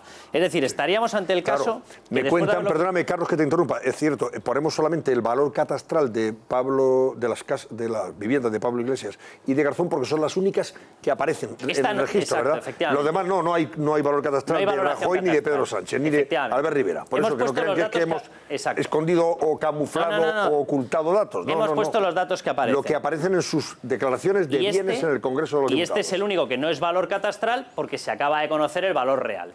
Entonces, este es el resumen. ¿Quién es la persona que más rápido ha acumulado patrimonio inmobiliario? La que más criticaba la acumulación de patrimonio inmobiliario. Sí, pero hay que hacer hay que hacer una matización. 30 segundos. No, una matización, quiero decir, seguramente Mariano Rajoy tiene consolidado ese valor patrimonial, no lo tiene hipotecado. El señor Iglesias es evidente que eso está sujeto a una hipoteca. Sí, pero ahí tenemos que ir a publicidad. No, pero simplemente una aclaración, voy a lo que estaba diciendo Martu. Para poder hipotecarte, tienes que tener alro que avale y que soporte esa hipoteca. Pero no es la gran pregunta. Adiós, Carlos Cuesta, gracias, buenas noches. Adiós, un placer. Volvemos enseguida. Tenemos que ir a... Venga. Susana Ollero, ha habido hoy manifestaciones, por cierto, en contra de esta situación y vamos a ver si la calma se recupera totalmente en el campo de Gibraltar. Cuéntanos. Pues Antonio, vamos a arrancar con una última hora y es algo que ha sucedido a las 6 de la tarde porque un policía ha resultado herido en un tiroteo en esta calle que vamos a ver ahora mismo porque nos acaban de llegar unas imágenes a la redacción, aquí están. En esta calle ha habido un tiroteo en el que un policía ha resultado herido y además la policía mantiene detenidas a 3 personas y ha requisado varias armas. Les daremos todos los detalles a medida que vayamos conociendo qué es lo que realmente ha pasado. Pero este suceso ocurría minutos antes de que comenzaran esas concentraciones de las que hablas organizadas por los vecinos, asociaciones contra la droga y sindicatos policiales. Protestan contra la situación de inseguridad cada vez mayor que existe en la zona por la culpa del narcotráfico. Unas protestas que han tomado todo el campo de Gibraltar, como están viendo, miles de personas han asistido a ellas porque la situación está generando incluso muertes, como la del pequeño de 9 años que perdió la vida el lunes pasado. Y ese es el momento que están viendo de esta mañana en el que el piloto de la lancha que provocó la muerte del pequeño ha llegado a primera hora a los juzgados de Algeciras. El juez finalmente no le ha tomado declaración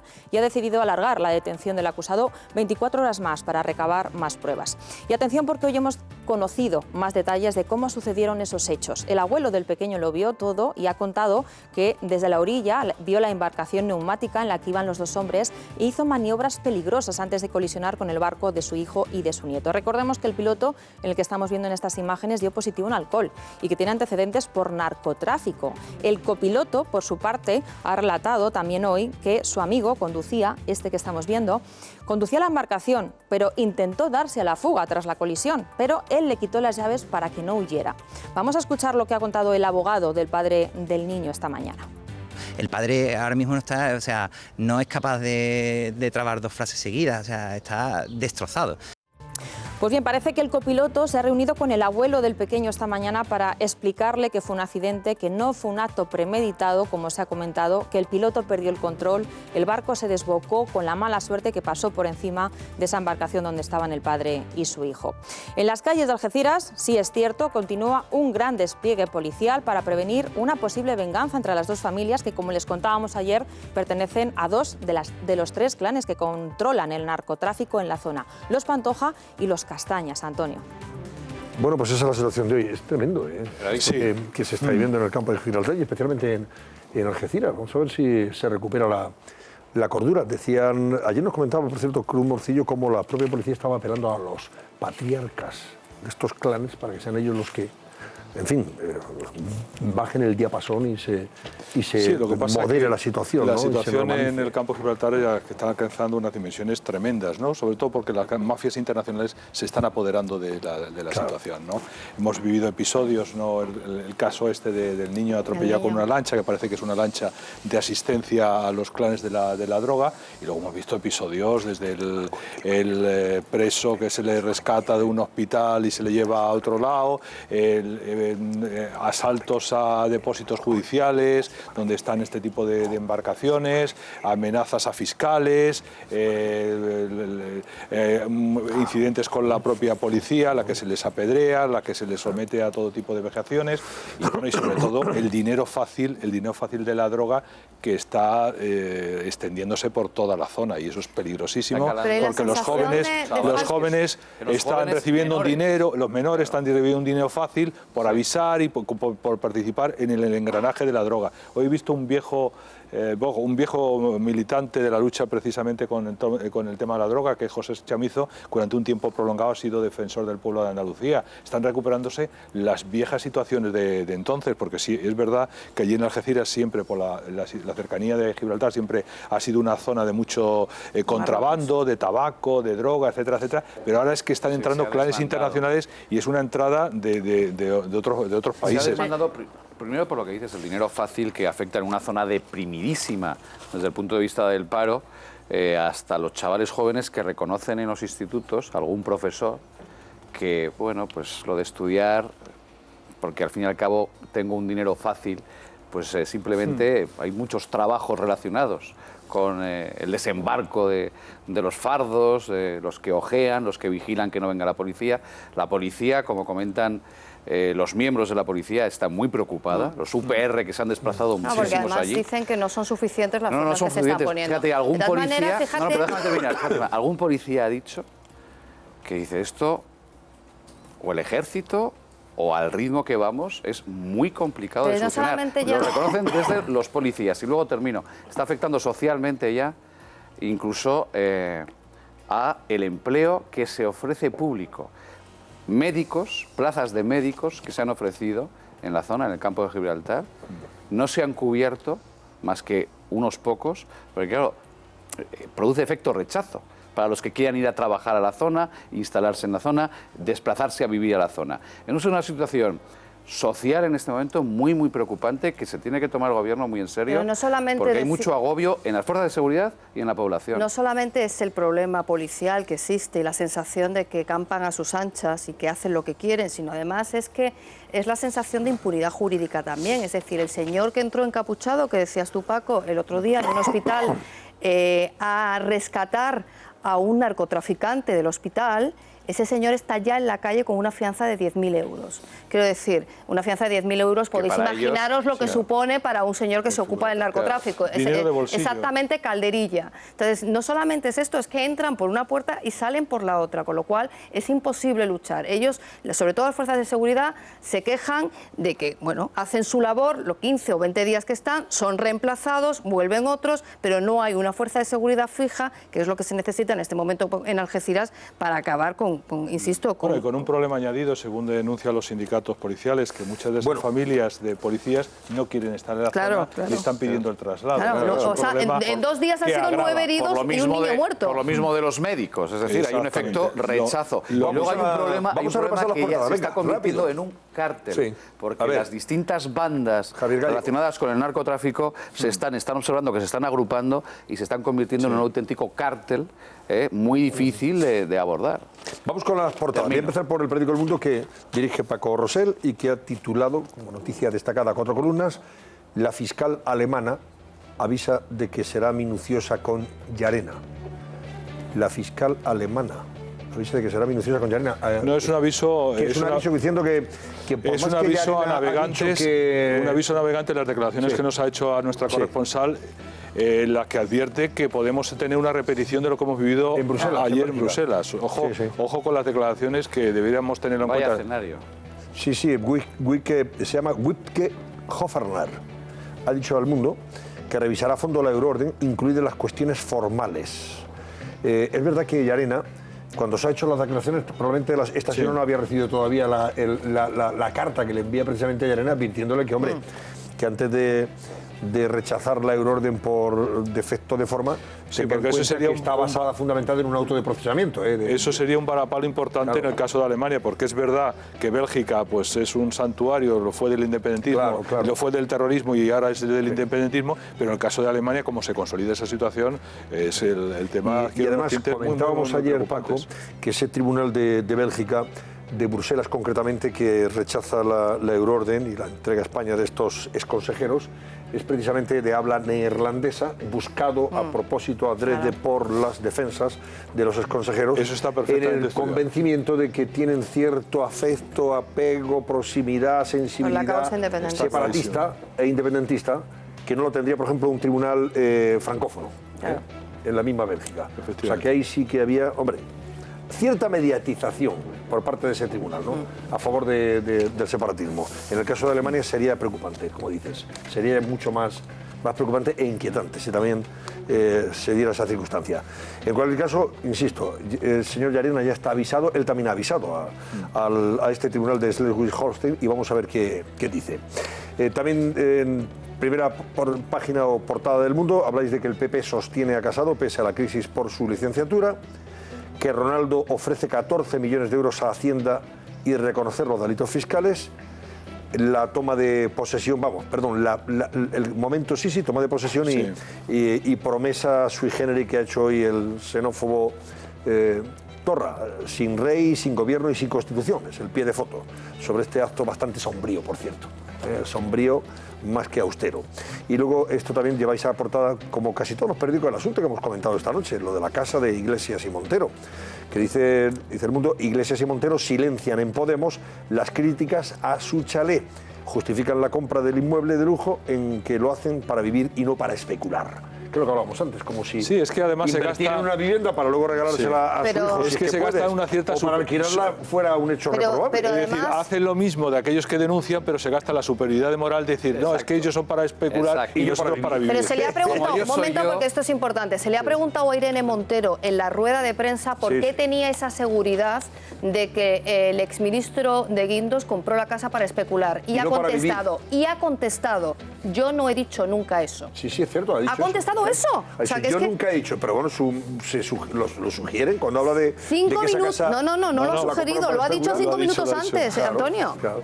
O sea, es que es que contradicción tras contradicción. Del dinero. Y bueno, y se va a seguir hablando, porque vamos a ver en qué queda, ¿no? Si muchas veces se pone el ojo en máster, que hemos visto últimamente, pues hombre, habría que ver también cómo se ha conseguido una hipoteca que parece que no se ha conseguido a lo mejor tan fácil o tan difícil como otras. Y luego lo significativo políticamente, que sea una caja muy proclive a los planteamientos independentistas. En función de lo que te pregunto, Martu, en función de lo que dicen que ha costado la casa, o que cuesta 600.000 euros, ¿cuánto le habría dado de hipoteca? El 80%. El 80%. No, 540.000. ¿Estaremos hablando de? Pues el 80% son 120. 400.000. 400, no, algo más, 480.000. 480.000, no 540.000. O sea, 100.000 euros menos, probablemente. Claro, y el tema es que él ha dicho claramente la cifra. Seguro que tengo una hipoteca de 540.000. Y luego también ha dicho, a 30 años y vamos a pagar 800 euros cada uno. Bueno, nada de eso sale en los simuladores. Y luego todo lo que ha dicho de la propia entidad financiera, todo lo que ha dicho es mentira. Pero es muy algo que haya costado más la casa. Ese es el tema, que, aparte de la que letra, le hayan tasado la casa y mucho más y que haya pagado gran parte de ella en cash. ¿De dónde ha salido ese cash? Ellos sabrán y el señor Montoro deberá ocuparse, no yo, que para eso está el señor Montoro, para ocuparse de estas cosas y ya está. Bueno, y aparte de la letra pequeña del dinero, lo que apunta Paco, ahora que hablamos tanto de trato de favor, el presidente de esta caja de ingenieros es el vicepresidente de Òmnium Cultural. Sí, por eso he dicho, está ligada es políticamente muy significativo. Está muy ligada ese magma tanto las condiciones del crédito como quien concede esas condiciones, que son muy favorables a la vista que da, ¿no? Ahora bien, yendo al fondo del asunto, usted decía en entrevistas con Ana Rosa y en otras muchas que hay que estar cerca de la gente, que yo vivo en Vallecas, que eso de irse a los chalets de Pozuelo y Somosaguas, lo decía por Felipe González de Aznar, por cierto, lo decía para criticar a los expresidentes. Eso de irse a chalets de los alrededores, en urbanizaciones, es del capitalismo, es de la casta. Es que eso es lo importante, es que lo que dicen en la calle, la coherencia. Que tenía desde Vallecas, que eran unas vistas extraordinarias, que ahora han debido Hombre, ahora tiene un jardín japonés, que a lo mejor no es lo mismo, pero está bien. No, la casa, oye, la casa, que parece una casa de esta rural, que a mí me encantan, es preciosa, ¿eh? Que no, hombre, que no, que le tienen que poner una valla a esa piscina, porque con unos gemelos los niños acaban en el agua, pero ya la quisiera yo para pasar un fin de semana. Todo el glamour, hombre, le va a estropear todo el glamour, la valla de la piscina. Voy con la portada de ABC, que dos fotos contrapuestas, la de esa toma de posesión sombría del señor Torra y la reunión que mantenían paralelamente Rajoy y Rivera para responder a todo lo que pueda hacer desde el punto de vista ilegal el señor Torra, que nos tememos que será más de una cosa. Y el titular es: ni a la Constitución, ni al rey, ni a todos los catalanes. Torra se somete a su jefe, el fugado Puigdemont, y promete seguir desafiando al Estado como presidente de la Generalitat. Ese es el enfoque que da, por cierto, también ABC a la información. Vamos a la publicidad y volvemos y seguimos repasando el resto de portadas y de diarios que van a ver, tienen noticias muy interesantes que también merece la pena que las comentemos. A continuación, les avanzamos las portadas de los principales periódicos que encontrarán mañana en los kioscos. Esta noche, en El Cascabel. Bueno, vamos a ver, segunda portada de titulares de ABC. España tiene los planes de pensiones más caros y menos rentables del mundo, dice este titular. Comenta también su falta de atractivo radica en las elevadas comisiones por la gestión que hacen de estos planes. Y ojo, aviso a los navegantes, la escalada del precio del petróleo amenaza este año la creación de 155.000 empleos en nuestro país. Esto sí que es preocupante. También habla de la casa de Iglesias y Montero. Iglesias traiciona su discurso y defiende la compra de su chalet sin transparencia. Sin transparencia sobre todo para los suyos, ¿no? Luego ahora yo ando a sus explicaciones. Y luego también habla de Rubiales, que ha ganado a la REA y será el presidente de la Real Federación Española de Fútbol, y la intervención de bienes de casi 60 etarras que no habían indemnizado a sus víctimas. Son los titulares de ABC. Voy con El País, que destaca la posición de Rajoy en este momento respecto al desafío catalán. Rajoy va a esperar, dice El País, a la comisión de delitos por parte de Torra para volver al 155. El presidente rechaza la propuesta de Albert Rivera de mantener la suspensión de la autonomía y Torra toma posesión sin acatar la Constitución y el Estatuto. O sea que no va a haber una intervención, digamos, preventiva, ¿no? Se hará en función de las ilegalidades que pueda cometer. Foto de portada para la manifestación o concentración hoy en Algeciras. Algeciras planta cara al narcotráfico, es el pie de foto. Y luego sobre la casa de Irene Montero y Pablo Iglesias, El País habla del malestar que hay en Podemos por ese chalet de Iglesias y Montero. O sea que en el partido esto, en fin, no ha gustado nada. Y el petróleo, que sobrepasa los $80 por vez primera en 4 años. Eso sí que es preocupante. Eso sí que es una mala noticia. Sí, porque el viento de cola se está apagando. Se está apagando, efectivamente. Eso nos va a perjudicar y eso es lo malo. Y veamos qué precios y cómo suben los precios de los alimentos y de las personas. Y el coste que puede tener en el ámbito laboral. Claro. Evalúa a veces en ese informe 155.000 empleos se pueden perder. La Razón habla de la ofensiva del PP, del PSOE y de Ciudadanos en la Unión Europea. Torra quiere exterminar a los españoles. Equiparan al nuevo presidente que tomó posesión sin acatar la Constitución a líderes ultras como Le Pen y Farage. O sea que es un manual que se va a difundir en la Unión Europea, entre los países, sobre los escritos de este señor, ¿no? De este xenófobo. Rajoy descarta el 155 preventivo que le pide Rivera. Y el juez Llarena advierte a Alemania de que no cometa un error con Puigdemont tras el no a la euroorden de Bélgica. También habla de esa requisa de bienes y cuentas a más de 50 etarras para indemnizar a sus víctimas y la elección de Luis Rubiales como nuevo presidente de la Federación Española de Fútbol. Relevo tras casi 30 años que ha estado el señor, si lo recuerdo, Villar, hombre. Don Ángel Villar. Don Ángel Villar ha estado al frente de la Federación Española de Fútbol. 1987. Sí, señor. Fíjate qué relevo. Un relevo importante. Algunos equipos lo agradecen mucho. Sobre todo porque también van a cambiar el comité de árbitros, creo. Acaba el Villarato. Uy, yo creo que va a acabar el Villarato y eso que se canta en algunos estadios se canta eso de corrupción en la federación. Pues eso ya se va a acabar, parece, ¿eh? Vamos a ver. Entre los aficionados del Madrid había mucha alegría por este cambio de rumbo. Y aparte se suponía que podía ganar el. No sé si entre los aficionados del Barça existe también ese mismo sentimiento. Normalmente son contradictorios, lo que beneficia al otro o perjudica al otro. Rosé, que tú eres barcelonista. En excedencia. En excedencia, ¿no? Voy con La Vanguardia. La Vanguardia habla de Torra, que subraya su interinidad con un acto casi de trámite. El presidente toma posesión sin citar la Constitución y sin presencia del Gobierno. La restitución de los exconsellers Turull, Rull, Puig y Comín está en el aire, según la Vanguardia, que pone foto de ese acto y habla de en 3 minutos y en familia ha jurado el cargo el señor Torra. También comenta que Rajoy rechaza por ahora la aplicación de un 155 más duro, como pide Rivera, y Ciudadanos reclama que se intervengan ya a los Mossos, a TV3 y la política exterior. Mientras tanto, Llarena pide por carta a Alemania que no caiga en el error belga. El juez del Supremo precisa la orden contra Puigdemont para evitar otro revés, dando la información, lógicamente, al tribunal de Schleswig-Holstein. Si ustedes entran ahora mismo en la página web de COPE, entre otras noticias, pueden leer la visita de Torra a los políticos presos, que se pospone hasta el lunes al no solicitarla los internos. Ya lo hemos comentado esta noche también en nuestro programa. Que Luis Rubiales es el nuevo presidente de la Federación Española de Fútbol. Que Moncloa se negó a que la Generalitat le impusiera quién debía ir a la toma de cargo de Torra. Que Rivera pide a Rajoy que controle con el 155 de las cuentas públicas de Cataluña a los Mossos y TV3, y unas declaraciones de Carlos Herrera en su programa sobre la casa de los sueños. Iglesias tiene derecho a la prosperidad, eso que tanto ha discutido su formación política. Lo que le ha dicho Carlos Herrera a propósito de este asunto. Hombre, también algunos vecinos de Vallecas, dice una vecina, el barrio de Vallecas se levanta contra Iglesias, no le vamos a echar de menos, dice alguna vecina. Declaraciones hoy a 13, efectivamente, que han escuchado ustedes. El Economista.es, vean lo que dice el Economista, que es la caja de los independentistas la que financia el chalet de Iglesias. La caja de ingenieros da un préstamo a Pablo Iglesias para su chalet de lujo por encima del límite de prudencia del Banco de España y en condiciones excepcionales. Lo que tú decías, Martu, lo han calculado ya los del Economista, o sea que está por encima del mercado. Por ahí van a ir las investigaciones. Bueno, vamos a ver si hay contraprestación o no, ¿verdad? Hay que decir, ¿no? Usted me da esto es y yo, importante ese filón. A cambio, bueno. El Corte, también es verdad que qué casualidad que sea la caja financiera, vamos, una entidad financiera que financia el independentismo y que está ahí con el independentismo. Las casualidades no existen las causalidades. Las causalidades. A CaixaBank, al BBVA, no sé, ¿a cuál más tenemos por ahí? No tenemos más, ¿no? Pues no está Bankia también. Ibercaja, no sé, podría ir mucho más. Ya lo he dicho. A Bankia tal, pero bueno.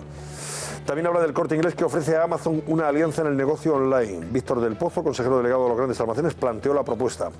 5 días habla del Corte Inglés, negocia ir a bolsa en 2 años para cerrar su conflicto. Y Expansión habla de Endesa e Iberdrola, que quieren activos de EDP. Ofrecen al gigante chino Three George comprarle negocios en el proceso de OPA. Y SACIR acusa a Moreno Carretero de perjudicar a la acción en bolsa. ¿Cómo será del barómetro, Laura? Bueno, pues recordamos, como siempre, la pregunta tenía que ver con esa polémica compra del chalet de Pablo Iglesias y Irene Montero. ¿Le parece coherente que Pablo Iglesias y Irene Montero se compren un chalet de más de 600.000 euros? Pues el 82% de nuestros espectadores dice que no, frente a un 18% que sí que le parece coherente. Muy bien, gracias, Laura. Adiós, Paco Rosell, que descanse. Muy bien, adiós, estupendo. Fátima Iglesias, lo mismo. Noches. Igualmente a Martu Garrote y a Javier Gallego. Gracias por acompañarme. Vamos a ver un ratito del cine que nos presentan esta noche Jerónimo y Juan Orellana. Venga, con ello les dejamos. Que pasen buena noche.